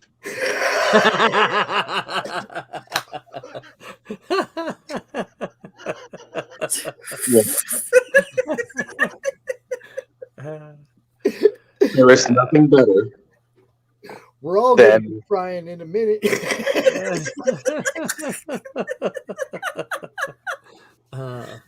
I feel like I've seen heaven, and it jizzed all over my face. It's just the greatest thing I've ever seen in my life. I want it inside me. I mean, oh my God. I know. I'm not sure that can happen. We don't make those kind of books. Yeah. Well, it all depends, especially during the week, if it's like that. But that was a sick page. Yeah. Thank you. Page. Yeah, that page that's is all. so That's all. good. Steve, Michael, and Tommy. They make a great team. Amazing. See, Michael is really good. Oh my He really God. is. Yeah. And he's just gonna keep getting better and better. Oh, yeah. I told him always once before. Better as I've seen his art before. Forgive me. Yeah. I've seen his art before. He gets better every page that he draws. Yep. And that's what I told him. He really I said, does. dude, you just need some pages under your belt, So yeah, so now me on the other hand, I'm just going downhill, I think. Yeah, you just praise him. That's okay. I've already peaked. So we've already funded, and we are working on stretch goals now. In fact, we've already we just hit the first stretch goal, which is a digital copy of Tommy's Zomboy 0 and Zomboy number 1. That's Tommy's book that he wrote and penciled and inked and lettered and colored and everything. A very fun book. And then Haley All Martin's, ages kind of book. Yep. And Haley Martin's Heroic Shenanigans, and that's for everyone who backs at the digital or physical tier reward. And then the next one we're shooting for is 35. If you want to follow along, this is you have to look under the updates. It's the most recent update, I think. Stretch goals right there. And so that's we've hit that one right there. So everybody gets Zomboy 0, Zomboy 1, and Heroic Shenanigans. And Haley's Heroic Shenanigans is like 50 pages. It's a big book. My fiance ordered a copy of the paperback. It's a really good book. Excellent. Yeah. We're Haley's pretty quiet, but we're lucky to have her. So the one we're shooting for now is the 3,500. And of course, if we can get that one, that's a bookmark. So on one side of the bookmark, you're going to get Sniper and Rook, and on the other side of the bookmark, you're going to get Rejects. Now, one of the things we like to say is that we like bookmarks, Kickstarters. People like bookmarks, but you're probably not going to use them for our books because once you start them, you're not going to be able to put them down until you finish. So you'll have to use your Silverline bookmark for another comic book that you can. Somebody else's comic. That's somebody else's comic. One of those boring Marvel things. Yeah. Uh-huh. We don't buy those anymore, Roland. We just don't. So the next one then is 37 at 3750. We go back to digital, and this one we're gonna John and I are gonna put a big behind the scenes PDF together. We're gonna put our scripts in there. I'm going to include pencils for C. Michael's Rejects, as well as some early as well as some early sketches, including a 6-page story by J.C. Grand that was done maybe 10 years ago. That didn't go anywhere. Probably not 10 years ago, but several years ago. So it's going to be a lot of behind the scenes kind of stuff, stuff that folks won't get to see. Then when we hit 4,000, everyone who backs at the physical tier level will receive a signed copy of John's Sniper and Rook #1 from the first volume. Yep. And John will sign all of those copies. And John's going to deliver them, isn't he? John's going to hand deliver all of them. You know, that would be a good way for me to get back down to Orlando sooner than later. Right? No, we didn't say down here. Throughout the world, you're going to have to fly around and bring people books. I have to ask kind of like my story in the Christmas special. There you go, sleigh all the way around the world one night. I'm working on a couple more that I'll tell you about that I just haven't announced yet. But Rich said he had a question. Yeah, John, man, did they discuss this with you before they decided to announce all the stuff you're going to do for them? Oh yeah, absolutely. All right, okay. I didn't want you to be taken advantage of. These guys are slick. Yeah, we are. No. If we hit the 4,000 mark, I am thrilled and I am excited to bring Sniper and Rook to that many more people, that many more backers. And I know I prefer something tangible. I like the physical book, more than a digital. Yeah. And I have a little bit left in my personal collection of some of these printings. So I'd rather have them out there being read, enjoyed, and by people that want to jump on the Sniper and Rook train now than, staying in my collection a little bit longer. Yeah. He's such a sweet fella. So we haven't announced them yet. And I'm still working on putting them together, but we're gonna introduce 3 more stretch goals to get us to the total of 5,000.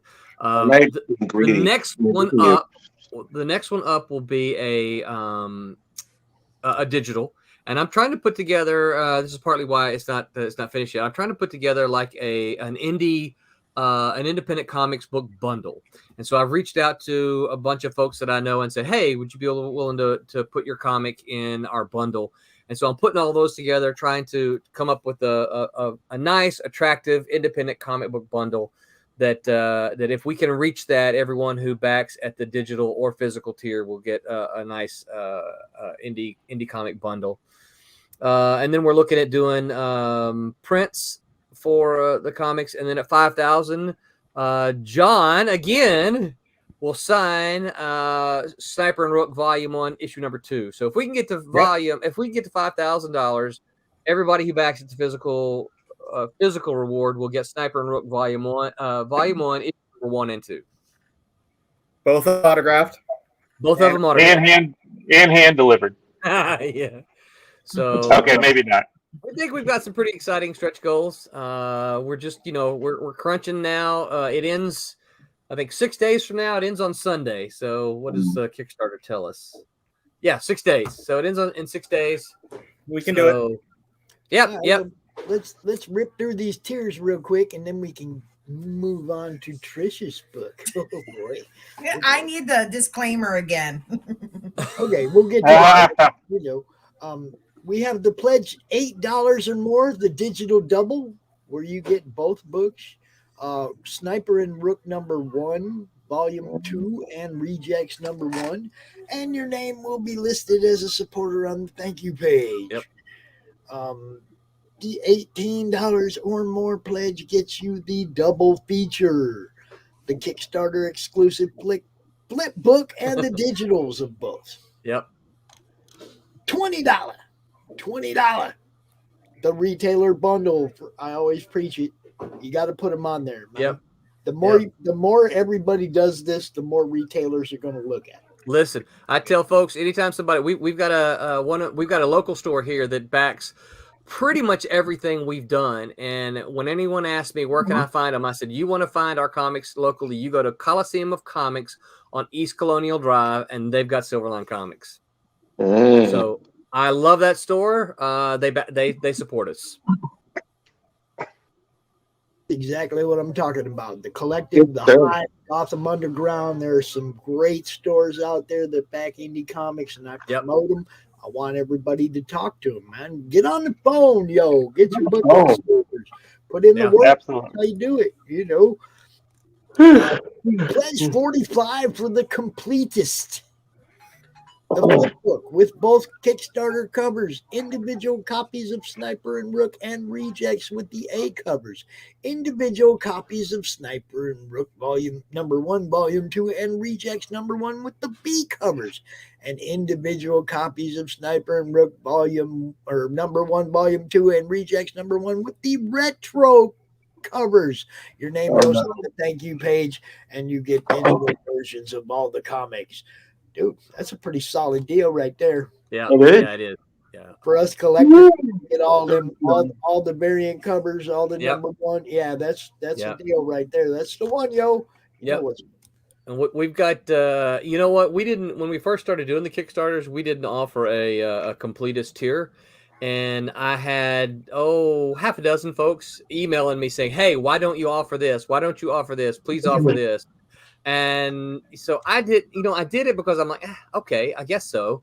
And boy, the next time I offered it, boom. And I'm like, okay, well, now we can count on, a pretty good handful of folks getting that completist because they want it all. They want every one of them. That and those catch-up tiers, man, for people, that came in the middle and they didn't get 1, 2, and 3, but you're out here with number 4, it's like those catch-up tiers are very important. Well, so you're looking there at the left-hand side. That's our back that issue other thing. Stuff you guys do. Yep. Did. Yeah. If you that's all in the add-ons. You can if you scroll up just a little bit on the left-hand side, where you see all those covers, that's our add-ons. Yep. Can, if you missed an issue, you can add any of the things that you've missed, and right there, it's an add-on, easy to do. Yep. Briar Rush, Divinity, Bloodline, Bear, Cat and Mouse, they're all there, man. Careless. Check it out. You can get them all. Twilight Grim, White Devil, Phil Leon, yo. Phil freaking Leon. White Devil. Right. What can I say? I promote my friends, yo. That's absolutely. Roland, you guys can hang out while we talk about Trish's book if you want, but I ain't gonna make you stay. I know what it's like. This is a crazy place to hang out. Yeah. Well, I gotta get back. As I said, I'm trying to finish up the next couple of stretch goals, and so I'm still frantically working on trying to put that indie bundle together. Right. So I'm going to start working on that, but I'm going to turn you guys on my YouTube and listen to you. Cool. And I got to get to printing and packing some more people's books to get them out the door. I appreciate you guys letting us come on and talk about our project. Thank you very much. Nice meeting you guys in real life. Yeah, nice meeting you as well. Yeah. Anytime you got something going on, just hit me up. I'll holler at you, Pops. Thank you so much. I really appreciate it. All right, brother. I'm anxious to see what you got. You guys. Take it easy. Stay safe, everybody. Love you. Yeah. Thank you, man. Thanks for coming out. All right. Can we have the disclaimer before I open my mouth? I'm getting it. It. Hold on. That's so. God damn it. It's honestly not safe for work, I want a sexy voice. Come on, Rich, do it in sexy voice. Oh, you're kidding. No, I'm not. Do it all sexy. Like, come hither. Oh, forget it. You're going to ovulate by the time I finish with this.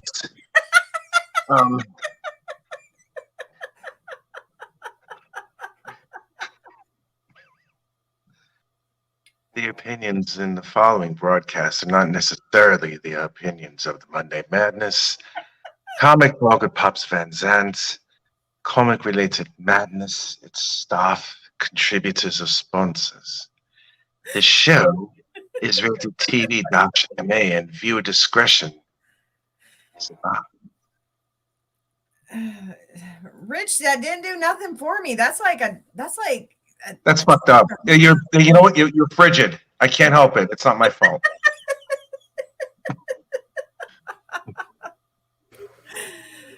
All right, this is the part of the show where it just goes. Women have and where you are, you're like, I felt nothing. I I know. I'm like, I didn't feel no love in that. I'm like, I would have been like, the voices and opinions of Express. You know, let it Bill's a traitorous bastard. Stop picking on Rich. I think she was looking for more something like, "Hey, baby, come to Trying to find food to eat, man. I'm hungry. I made gnocchi today, and they fucking ate all of it. All right, look, we've been having fun this whole show. A lot of laughs, great people. Pops, I'm here to have a good time. Everybody knows my project. It's out there. Back it. Have a good time with it. You know what I mean? Let's just have some fun. It's about to get even funnier, yo.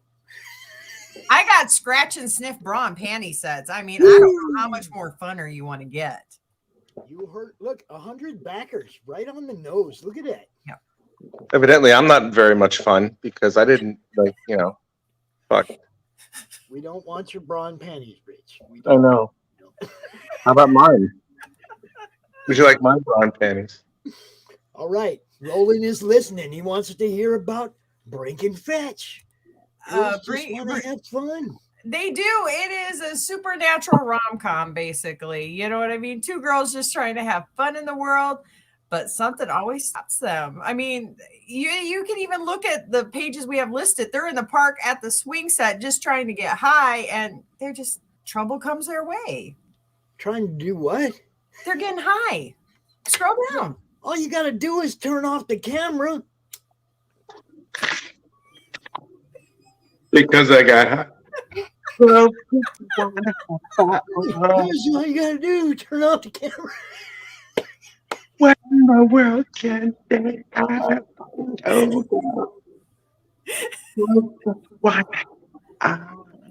Yes, girls just want to have fun. That's my homage cover.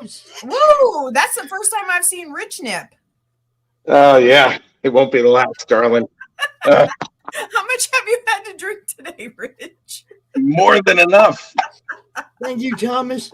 As you can see, it's going all downhill from there. That's why Pops put me on last. I know it's going off the rails when Trish hits. I wanted you to have no time restriction. I didn't want you to have another guest coming in behind you and making you have to get off at a certain time. I wanted you to. I might leave if somebody was behind me, Pops. You don't know. Come up behind you. You don't want anybody behind you that hurts after a while. Yes, at times even I can lose it. Rich, are we making a pizza? What the fuck? I'm having some Indian food, man. There's a lot of Indian restaurants here in the UK. So are you having curry then? Yeah. What kind? 4 lentil.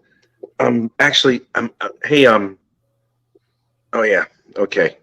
I'm actually at my relative's house. Gotta be quiet.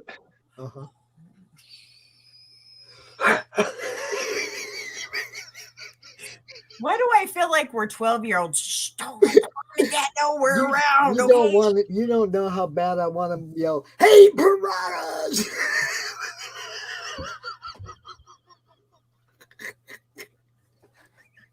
We're gonna get Rich knocked out of his parents' house, in-laws' house. They're gonna be like, "Get out! Those American people are too much for us British people." 101 backers. Look at that. We ain't even done nothing yet, and you got a backer. Look at that.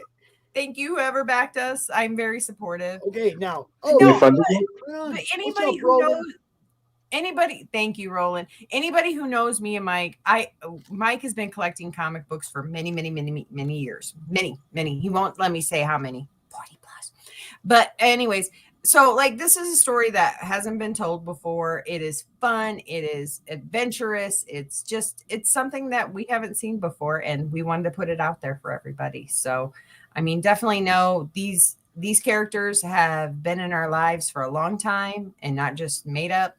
And Mike and Chuck are working on issue 2, so we're going to continue on with the story. I mean, we are just pushing and pulling forward. I was talking to the other guy about printing because that was one of our concerns, because I want to get this out as quick as I can to you. And that's why we're doing a local printer here who works with several other comic book creators here in the area. So I want to go there. He said, you and Mike can come and watch it be printed off on the press and like take it home and ship it out. You know what's up.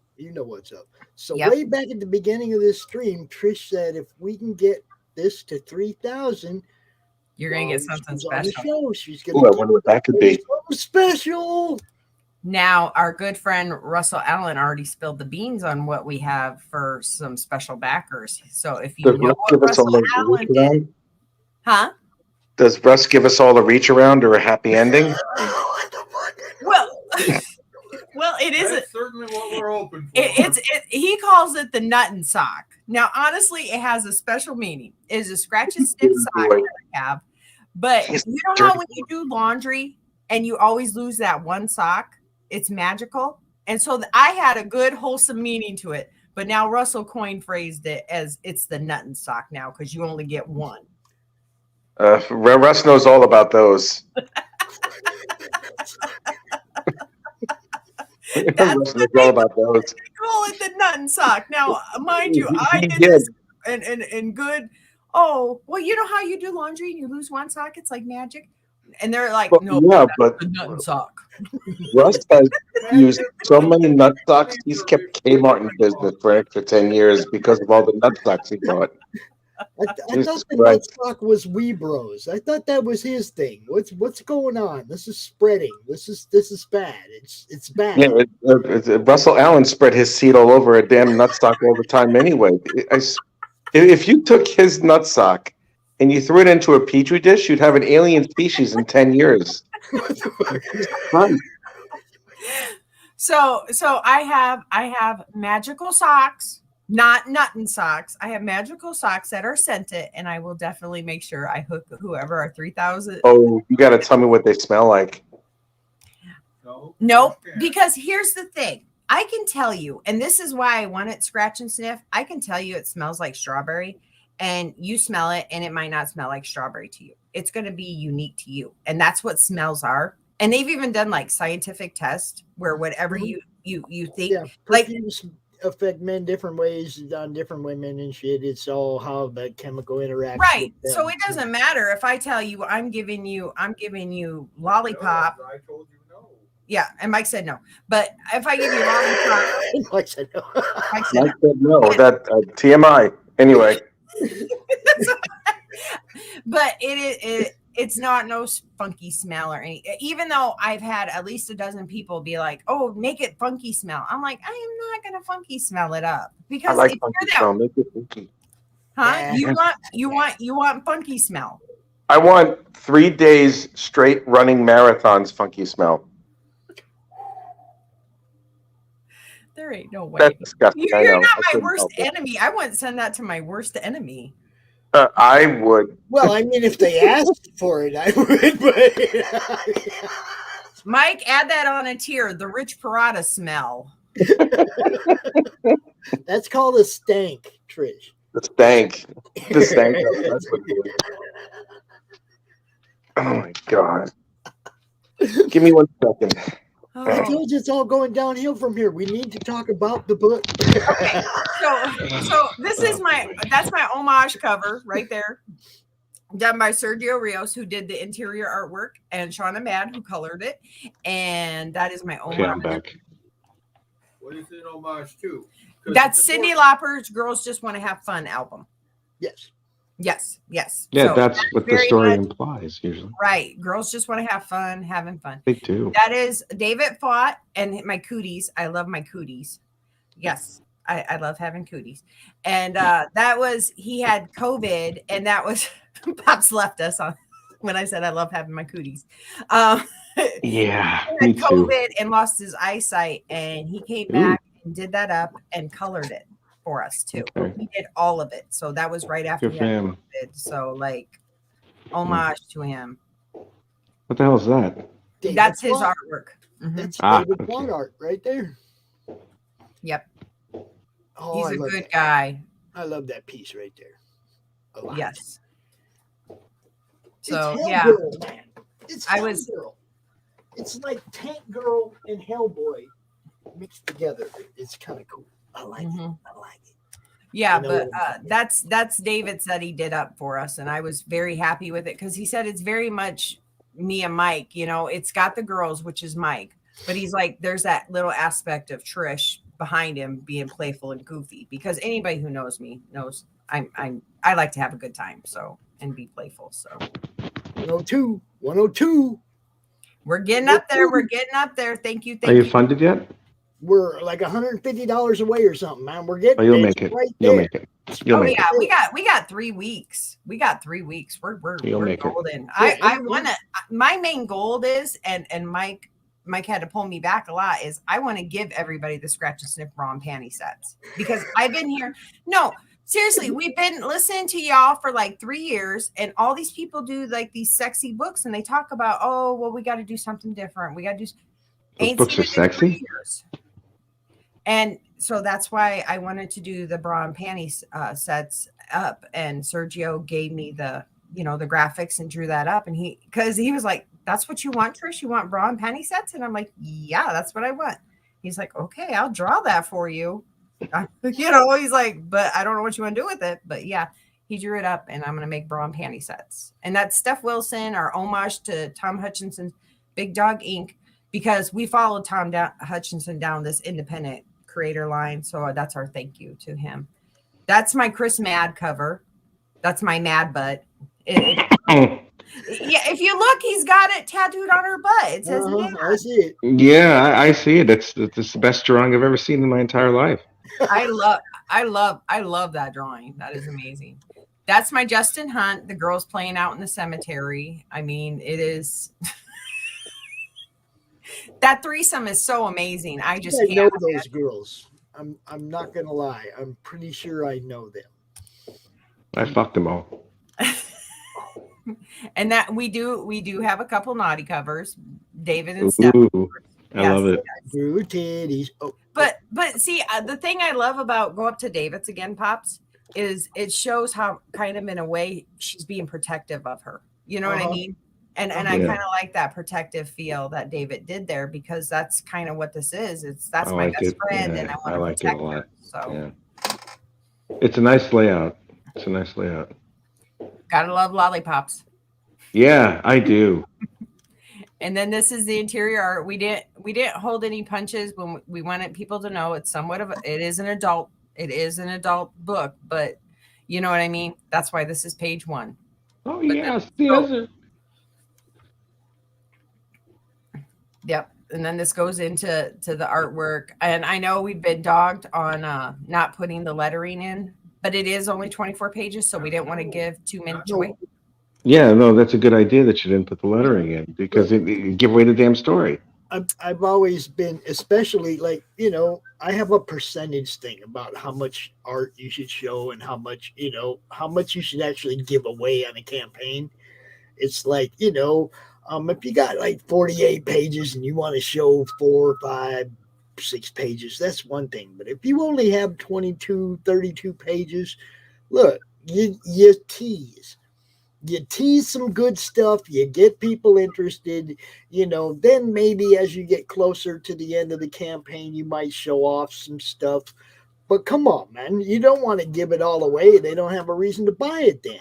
Right. And we literally just added this last night. This is Justin Hunt's original artwork for that cover is available to back too. Okay, cool.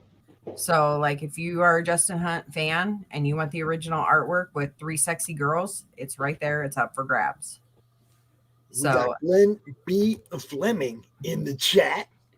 What is up, Glenn? Good to see you, brother. Joe, we're working on it, bro. We're working on it, man. That's what we do. Yeah, I was on Joe's show the other night after I won Pitches Be Crazy. Oh, you did? Oh, they congratulations. They said I top tiered it. I did 5 different costume changes during that thing. Wow. I have to go watch it still. I do have it queued up. I still haven't been able to watch it. I'll watch it as soon as I finish this. And then It's Gold actually is by our good friend Phil Leon. He also covered cover A, but the girls want to have fun, and it's going to be a pinup that you get. So, and then we have Jason Doobie stickers is what you're at next. Mm-hmm. So that's Phil. No, wait. No, That's not Phil. We haven't put it in there because we're not that skilled. We're still struggling trying to figure out how to do it. This is our first Kickstarter, so. And then we have Steph Wilson chibi stickers. And then if you go down a little bit further, and then there's the bra and panty sets that Sergio drew up for me that will be sent to you. That's yummy. Mm-hmm. 5,500 gets brings, 6,000 gets fetches. Yo. Yep. I feel dirty just looking at those things. All right, give your team their shout outs. Oh, I can't thank enough of my team. They have been out there shouting and pushing every which way. You don't get that from a lot of artists. They're like, it's a commission. I did it, done, and they're out there pushing for us. And so we have Steph Wilson, we have David Fott, we have Chris Mad, Shauna Mad, we have Justin Hunt, we have Gwen Delaney, we have Sergio Rios in the interior arts. We got Chuck as our editor. I mean, we have Doug. Oh, we also have a tier. Sorry, forgetting. We have a tier. You could be drawn on the cover with Brink and Fetch for $100. Ooh. Drawn on the cover by who? By Doug Brown. He does Stormy. Mike. Anybody that knows us knows Mike's gotten me several different commissions on being drawn into books, and and that's the one I liked the best. I mean, it looked so good. I was running in the park and it looked just identical to me. And so we went and approached him and he said, yeah, I'll do that for you guys. So yes, there is a tier and you can check him out on Facebook under Stormy or Doug Brown. That's his title. He's on there. We got to drop his links and so people can look at it and get drawn on there. We have 2 people out of 10 slots. So let you know, $100. And that's a limited edition cover. So, Valentine's Day is when this can, so guys, if you want the inside and be like, oh, look, honey, I got you drawn on the cover. And then you can actually read the comic. But you see Rich's face. Just saying. Look, half of the fun of this show is watching Rich's facial expressions. You should have seen him. Hey, I'm not sexist. If you're a lady, backstage, you could be like, honey, look, I got you drawn on the cover. Backstage when I'm playing the commercials, Rich is back there just giggling or you could see on his face like the Kaiju Killer Monster Matador. They've all grouped together to kick. It's awesome. Rich starts laughing and you're just like, man, I have so much fun watching his face. Monster Matador, that's a subject for another lifetime. I can't get over how crazy that book looks. Yeah, but I'm not worried about that. I'm just Trish, saying, this is your first Kickstarter that you actually did, and you have all the love from all the artists because you treat all the artists that you hire, whether you don't hire, with the utmost respect and reverence. And you and your husband are sweet human beings. Well, you and your husband are very sweet human beings. That's another thing too. Thanks. Yeah, he said. Well, it's the truth. It is. He said that, Michael. He really did. Yeah, I did say that. I just said it now. I mean, that's what I said. You said that. You guys were there during COVID. You guys are here now. A lot of you don't know Michael and me now are both somewhat disabled, so we can't always go to cons and meet these people. And we live on the internet. And you guys, I'm gonna start crying because you made our year last year because you guys were there for us when we felt alone. And, I didn't have to be alone. I could just turn on YouTube and there's Pops. There's Rich drawing, there's Phil Leon coloring something, That's why those people that meant something special, as much as this book means to me and Mike, this is my thank you to you guys too. Man, I can remember so many times when you'd show up in the chat and back a book. Wow. It was like all the time. It wasn't like once in a while. It was like every time Mike or Trish showed up in the chat, they were back in somebody's book. We were all in a little better position last year. but we're all powering through it. Look, you got a book. I got a book. Rich has another book. Me and Rich got a book. It's like we all have things and we're just powering through it. And man, that's what you have to do, everybody. You got to grab onto that shit you love and pull. I can't bring out my button bag, but anybody who knows me knows I make buttons, and like I have Incontessi here, right here, and I'm like I put this on my con bag. Sorry, I got horrible glare. And, you don't have to do that. Put it back up. You don't have to do that. That's sweet of you. But no, people come to me at cons and they'll ask me. I got Phil Leon. I got Christy Shin. I got Travis. I mean, I have everybody, and I want people to ask me about my bags and who I support and where they can find them. Mike usually makes me up a sheet that's got everybody's websites and where you can be found on Facebook, because I promote you guys as much as I can. I love you guys. Look at this. Wow. Stop making me cry. You made these so cool. They were like, I think these were the first ones. Mm-hmm. Right? I don't like showing emotions. They suck. Little business on the back. But then she made my new ones. The new ones, look, come on. You got the Bill and Ted Pops and Crom with the button and the business card on the back with all the info. Is like, man, she put that together solid.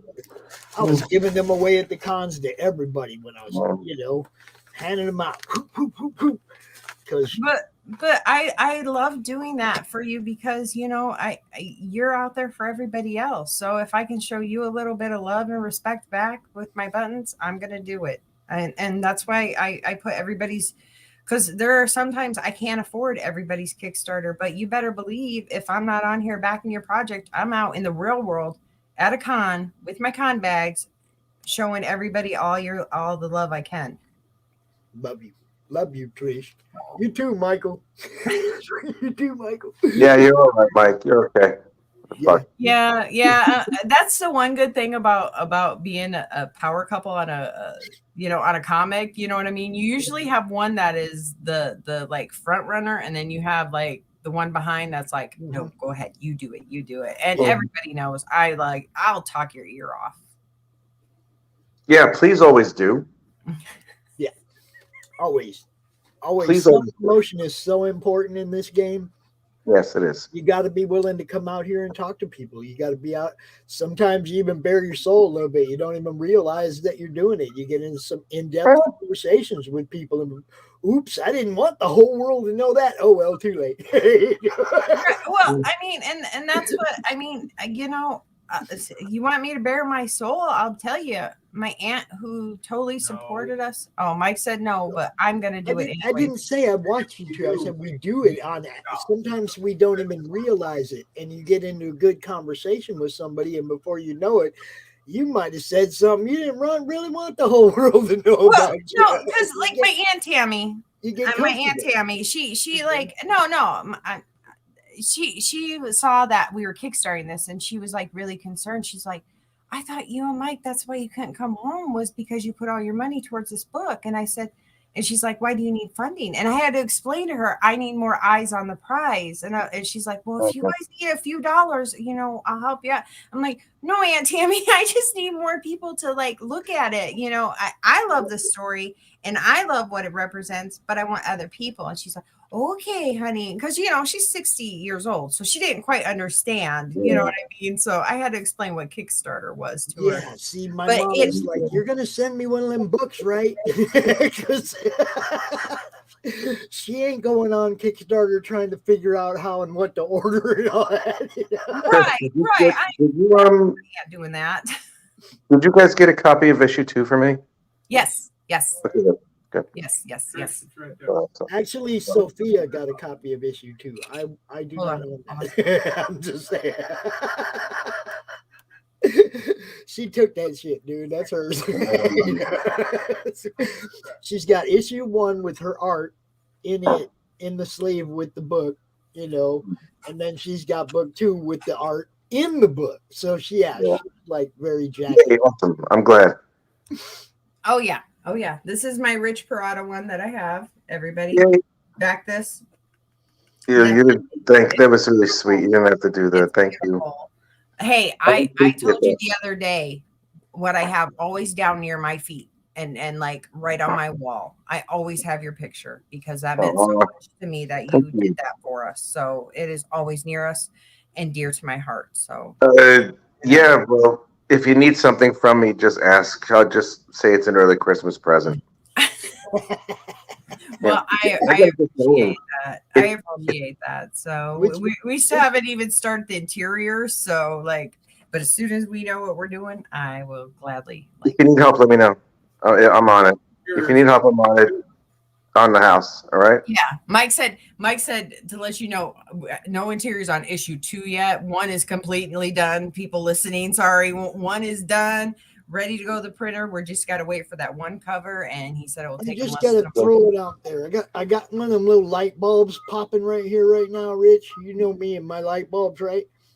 Bring Tessie. Yeah, I do. I said bring Tessie. Oh no! Rich was drawing the picture, and we had our own thing of there is in my picture there is like a drunken skunk. That's like a hooker. There is a wino rat. There is a token turtle in there. We had a whole kind of crazy going on that day. Yeah, we did. Yeah, I remember that. We just kept on adding. Next up is in Tessie. I'm seeing Bring Tessie. That's what I'm seeing. Brink. I don't know. She's magically delicious. Oh, God. If you want that, just let me know. Whatever. It's 11 o'clock here. I gotta go to sleep. Okay. I gotta go. It's late here. I gotta go. Good night, Richie Rich. Night. Good luck. Good luck. See you tomorrow, bro. You will. Peace. Let's see. Aww. Oh. Wow. Oh. Wow. You're gonna have Joe do a lady death for you, huh? Oh my God. I'm so honored. Actually, I love Joe's drawing, and don't get me wrong, but the one thing I'm excited that Joe's got coming is he's got a tabletop version of a wrestling game. Like D&D meets wrestling. Yeah. And that's what I mean. I'm a gamer girl, so I'm like, I love his drawing, but I want the tabletop game. Trish and I both want to beta test that when it's time. Just so you know. We were on Joe's show for like 4 hours, and like 3 of it was talking about the role-playing game more than the actual project, which I loved it. We were like, I felt like we were interviewing Joe. It was like, so tell us what your skill set is, and he's like, oh, it's like D20 system. I'm like, okay, and then then we went into a bunch of stuff, and it was amazing. So people definitely watch Joe and the Desk of a Small Publisher. He's got that coming out soon. I'm hoping, knock on wood.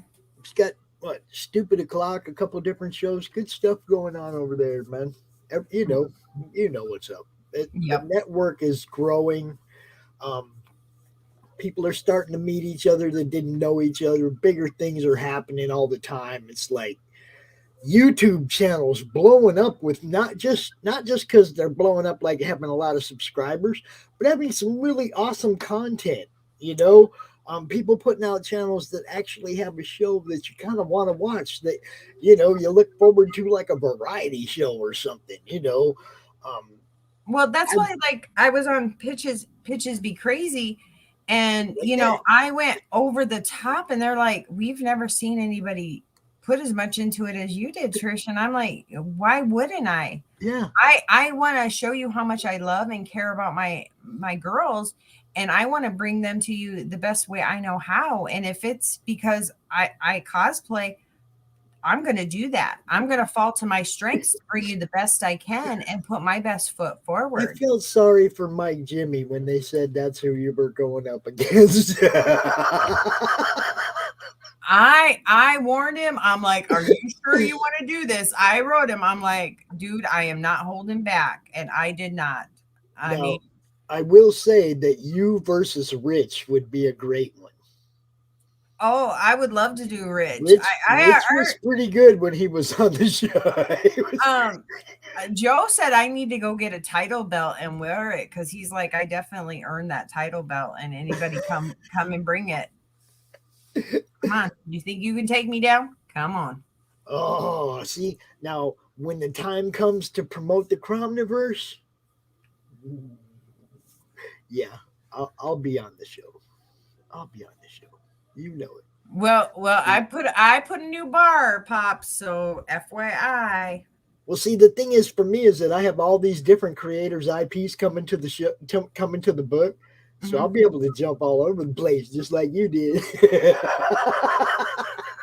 Well, and see, that's what I did. I won't tell you what. I won't ruin it for you. What costumes, but you know, it's kind of lovely. It's kind of, you know, I did a little horror, I did a little funny, I did a little bit of this and that, but it kind of all ties to the book. All my costume designs.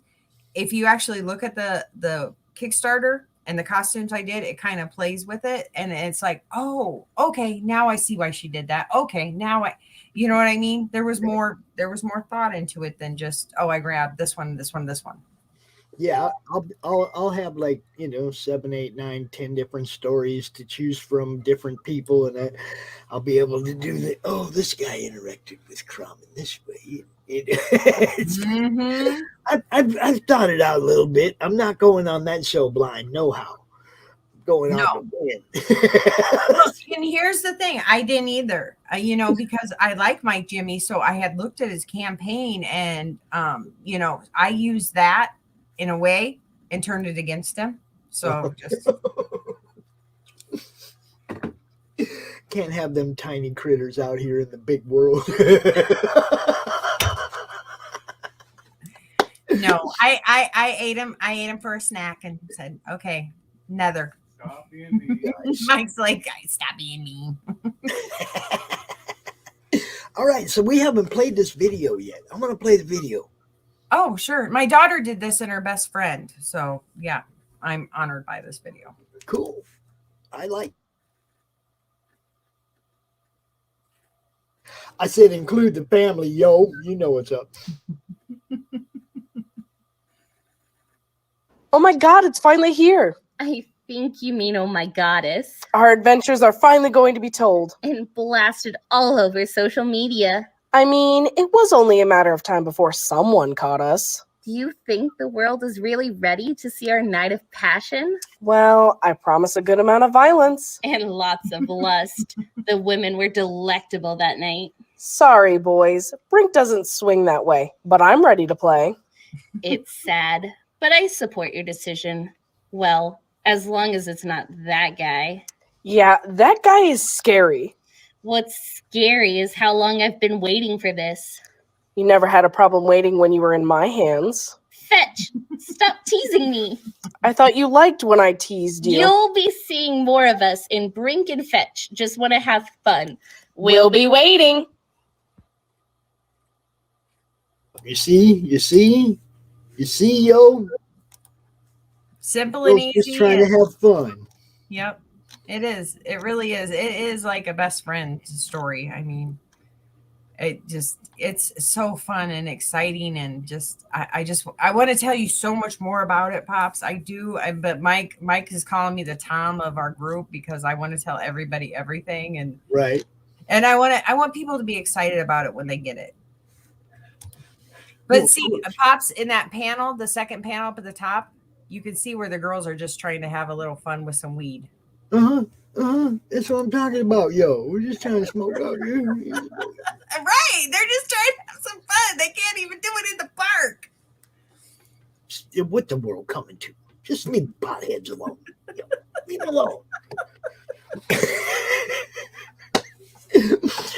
I'm really looking forward to this. You know, I'm going to get on this as soon as there's a little budget freedom. What's the damage on the physical? Where are we at? On the physical is 15. Okay. Yeah. But that also, you can either have the, because I do have some of the good artists on it, you know, if you can go to them and say, hey, I want this drawn on it or that drawn on it. You know what I mean? So 15, either you get the A cover or you can get a blank cover, your choice. Oh no, I have to have the. I'm looking at the Justin cover. Really, that's the one I really want. 25. Yeah, I see that. But that includes the shipping, Pops. Okay, that helps. So That helps. it is it's includes the shipping. So I mean, Yeah, if you don't know what I'm talking about that one. I like that one. well, I still do have the original artwork for that cover too. Yeah, just keep acting like I'm got money over here. Just keep talking to me like that. It's coming from Justin though. He told us to put it on the Kickstarter, so it is on there. So Cool. it is in there. So nobody's nabbed at it. So you people with money can get that piece of original art right there. There it is, right there. Yeah, $450, yo. Pens and ink. Yep, that's what he said to put it at. So I'm like, okay, I'll do it. And that's the 200s for all the different covers, except the one where you're drawn on, because that's a specialty cover. You know what I mean? And those people are going to get it. And then that's the $100 one where you're drawn on the cover. So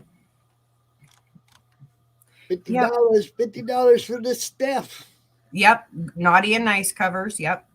So the pair, and then David's the pair, same amount. So $50. I mean, it's the indie prices. I mean, we haven't put a retail tier on it yet. We're still kind of first timers out. We're still struggling with that a little bit. So that's a price point thing. Yep. It's not. I hate to say it like this. Those aren't the books you're trying to make $1 off of. Those are the books you're trying to use the store's word of mouth advertising.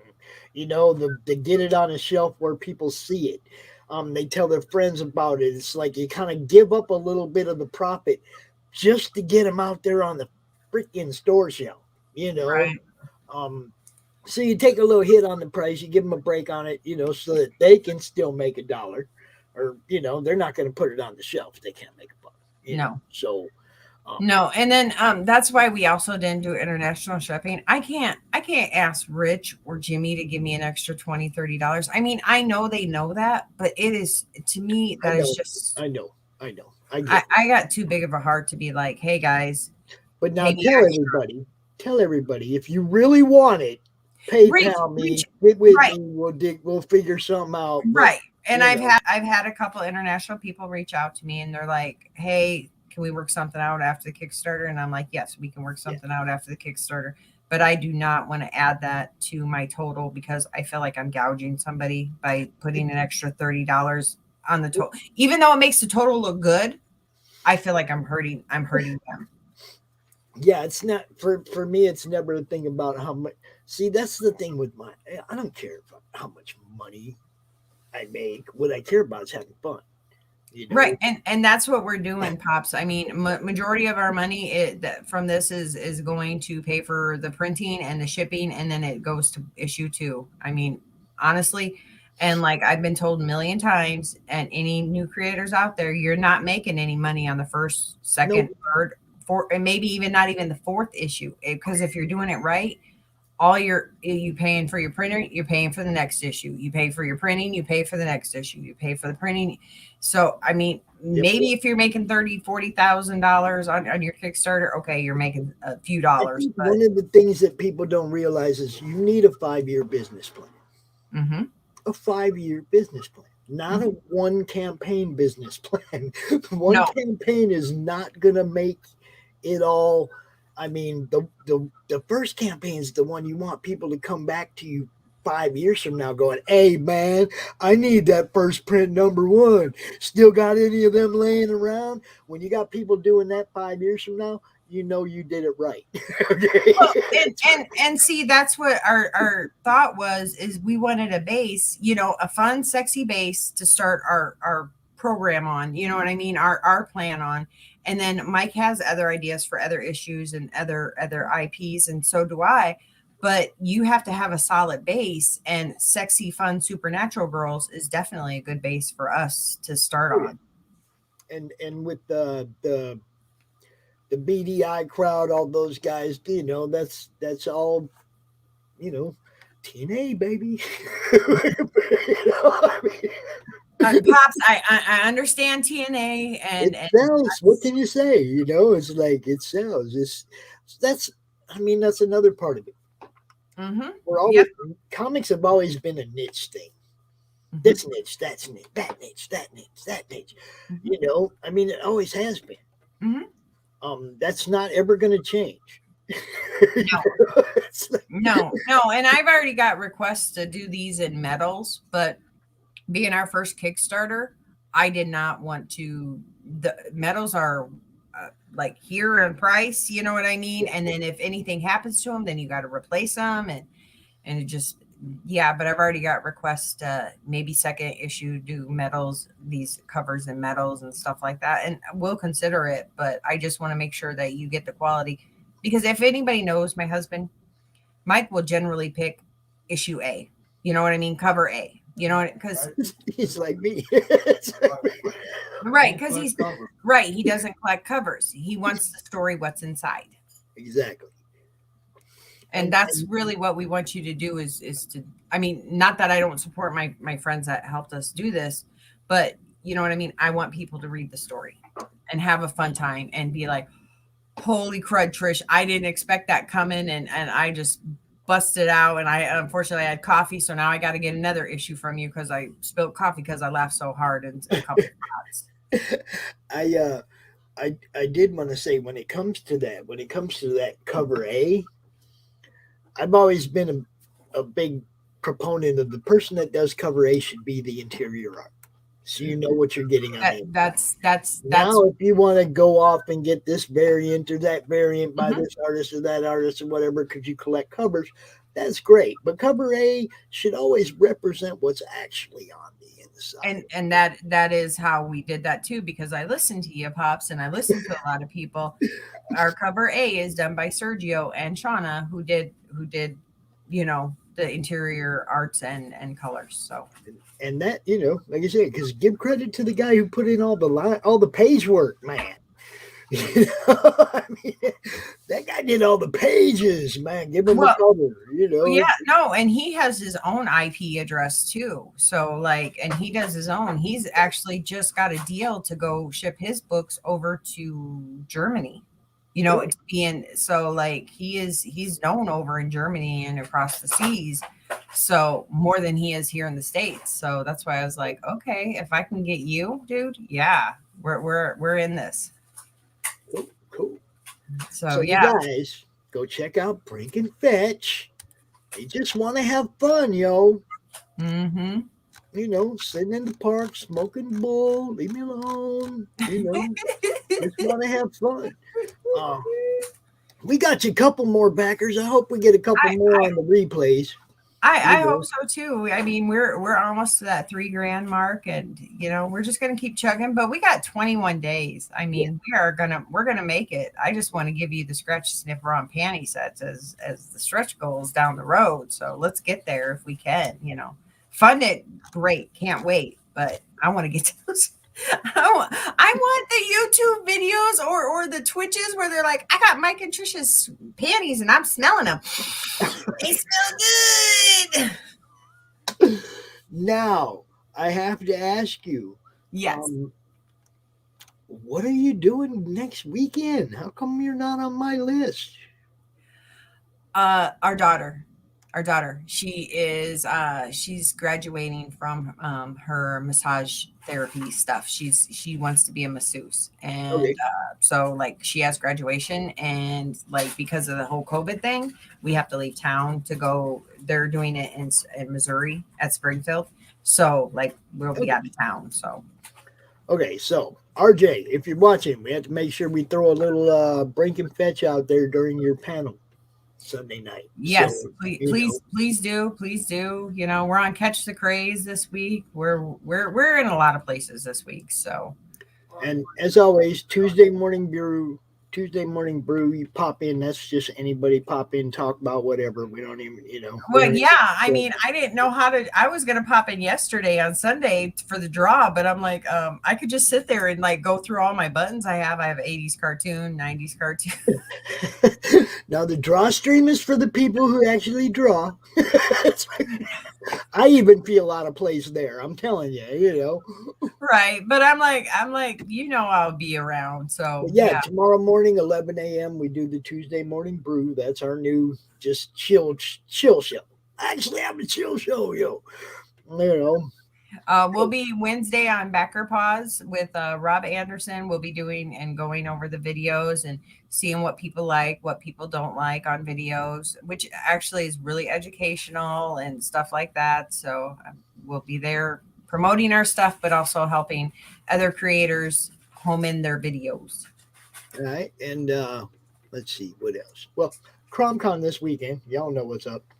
Everybody, all freaking weekend, we're doing the countdown for Reign of Ages for William Samuel Quentin's book. We're doing that Friday at 7. Right after that, we're going right into Ladies' Night, CRoMCon kickoff show. It's going to be freaking crazy. If you think you need a disclaimer for this show, baby, oh my God, don't turn the ladies loose. Just don't. You know what's up. I love to turn the ladies loose. I have fun when I was on Ladies' Night. You know what I mean? If I wasn't out of town this weekend, I would so be there. But my kid's graduating, so I gotta show some love. The daughter that actually made that video is graduating, so gotta show her some love. Yeah, go hang with the kids. You know what's up. I always promote the fam. You know what's up. So we'll be doing all kinds of things this weekend. I think I'll be on Dojo Coon's show on Wednesday night for the launch of his book. We got Tuesday Morning Brew. We got the whole big ass weekend. Monday Madness next week. Tuesday Morning Brew next week. Wednesday next week, I'm just going to fall out.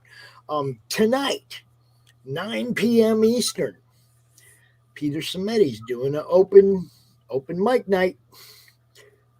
Get out there, do your 5-minute pitch. It's a wonderful show to be seen on. So for those of you who have a book, I'm going to be out there talking about CRoMCon and Enter the CRoMniVerse tonight. So, I have to talk twice as fast tonight. well, the thing is, and I mean, you'll get to notice it too, Pops, when you get ready to launch. Those people that launch the same time as you almost become like this family. Mm-hmm. And without even like actually talking to one another, you start actually promoting each other's stuff. It's like, did you check out Stone at Thomas? Did you check out Sam's Reign of Ages? Did you see? Check this out. Mm-hmm. You use your updates for that. Yep. Okay, your updates right there where you got your updates right on your channel. Go in there, make a deal with somebody and say, hey, I'll put you guys should go check out blah blah blah's book in my updates, and y'all should go check out Brink and Fetch in your updates, and you link each other's books. Yeah, Mike tried to do that, but it wasn't working. So our daughter, he tried linking it, but it didn't work out because we tried to link what was her book, Nina's book, the one with it's like Sunrise Blossom. Yes, we tried to link hers and it just wouldn't take it. And I'm like, what am I doing wrong? Yeah. Everybody does that. Everybody does. We call them update share or update ad shares, where you just share each other's ad on your updates. But I don't know why that ain't working for you. It took us, we couldn't get that picture to go. It took us almost all weekend, but she stopped by yesterday and she had to mess around and she's like, yeah, I don't know what's going on with your computer, Dad, but she got it to finally go with the Justin Hunt picture. And she's like, I'll take a look at it. Maybe it's possible Kickstarter doesn't let you share the links, but I know Indiegogo does. I mean, everybody does it over there. So, it could be a Kickstarter thing, not have anything to do with your computer, Right. So, let the 22-year-old deal with it rather than, the 40-year-old. I'd ask WSQ. I'd ask William Samuel Quentin because he does both platforms. He knows how to do all that stuff, all of it. and he's real cool about, helping people out. So want to ask WSQ. I'm sure he'll give you the pointers. Right. Definitely need that. So, but I'm gonna let you go, Pops. Mike just made some supper, so I'm gonna call it good, and I'm gonna eat. He just made a homemade pizza, so all right, good. I'm having pizza tonight, so yay. No alien invasion, I hope tonight. Oh, hold up. I gotta find it. So every day is pizza day, right? Right. I think it was Rich saying about the pizza and then Phil commenting, isn't everything pizza? And Mike's like, I'm gonna go make homemade pizza. I'm like, okay. All right, so y'all go back, Brink and Betch. Just want to have fun. Yes. Chat one more time. Yes. On I'll go back Kickstarter with for book, 3 weeks. Get us to those scratch and sniff panties, guys. Get us to them. I want you to be panty scratchers. Get her too funded so she can have fun trying to get you to buy them. So she can have fun getting to the level of brawn panties. Yes. I want to definitely get there. So, because otherwise, I told Mike, I'm like, can we? Since I already paid for the book and printing and stuff, and he's like, no, we can't have a goal of $5. I'm like, well, I want to get to the scratch and sniff. He's like, no, baby, we got to build up a little excitement. I'm like, but I don't wanna. But it's a marriage, 23 years. You got to give and you got to take. It's like, fine. No, don't want to lose it, but I would love to put it in everybody's hands. So. Well, I'm looking forward to it. As soon as I free up a little bit of action, I'm gonna be behind it. So I know. Maybe I'll see you tomorrow morning. You never know. Should be, but we'll see. Okay, I'll talk to you later, Pops. Good night. Thanks for night, everybody. Thank you for having me. I'll see everybody around. You bet. Okay, bye. That was wonderful. Great show. Thanks everybody for coming out.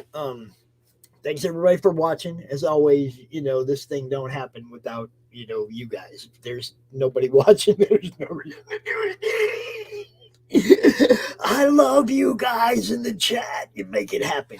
I want to thank Roland and Thomas and John, Rich, Sean, look, Trish, Mike, you guys know what's up. Great show. Appreciate you guys, man. And since I played all my commercials at the beginning of the show, all I got to do now is play that outro and go eat my dinner. Check it out, yo. Hey, yo, Pops here. Are you looking to be on Monday Madness? Is Monday no good? You need a special edition? Are you looking to be on the first timer spotlight on for you new guys? Launch parties, countdowns, CRoMCon Monthly. We got it all right here at the Madness Comic Network, providing online promotional services for the indie comic community and proud sponsor of Comic Books for Kids provides comic books to kids in hospitals and cancer centers across the U.S. It's a place where we can all work together to make sure every child has a comic book. 100% of all proceeds go towards the kids. It's about making a difference, and while they're in the hospital, allowing them to fly like a superhero, battle dragons, or rescue teddy bears. We are in every state in the country and now support over 160 hospitals. Every month, we add more.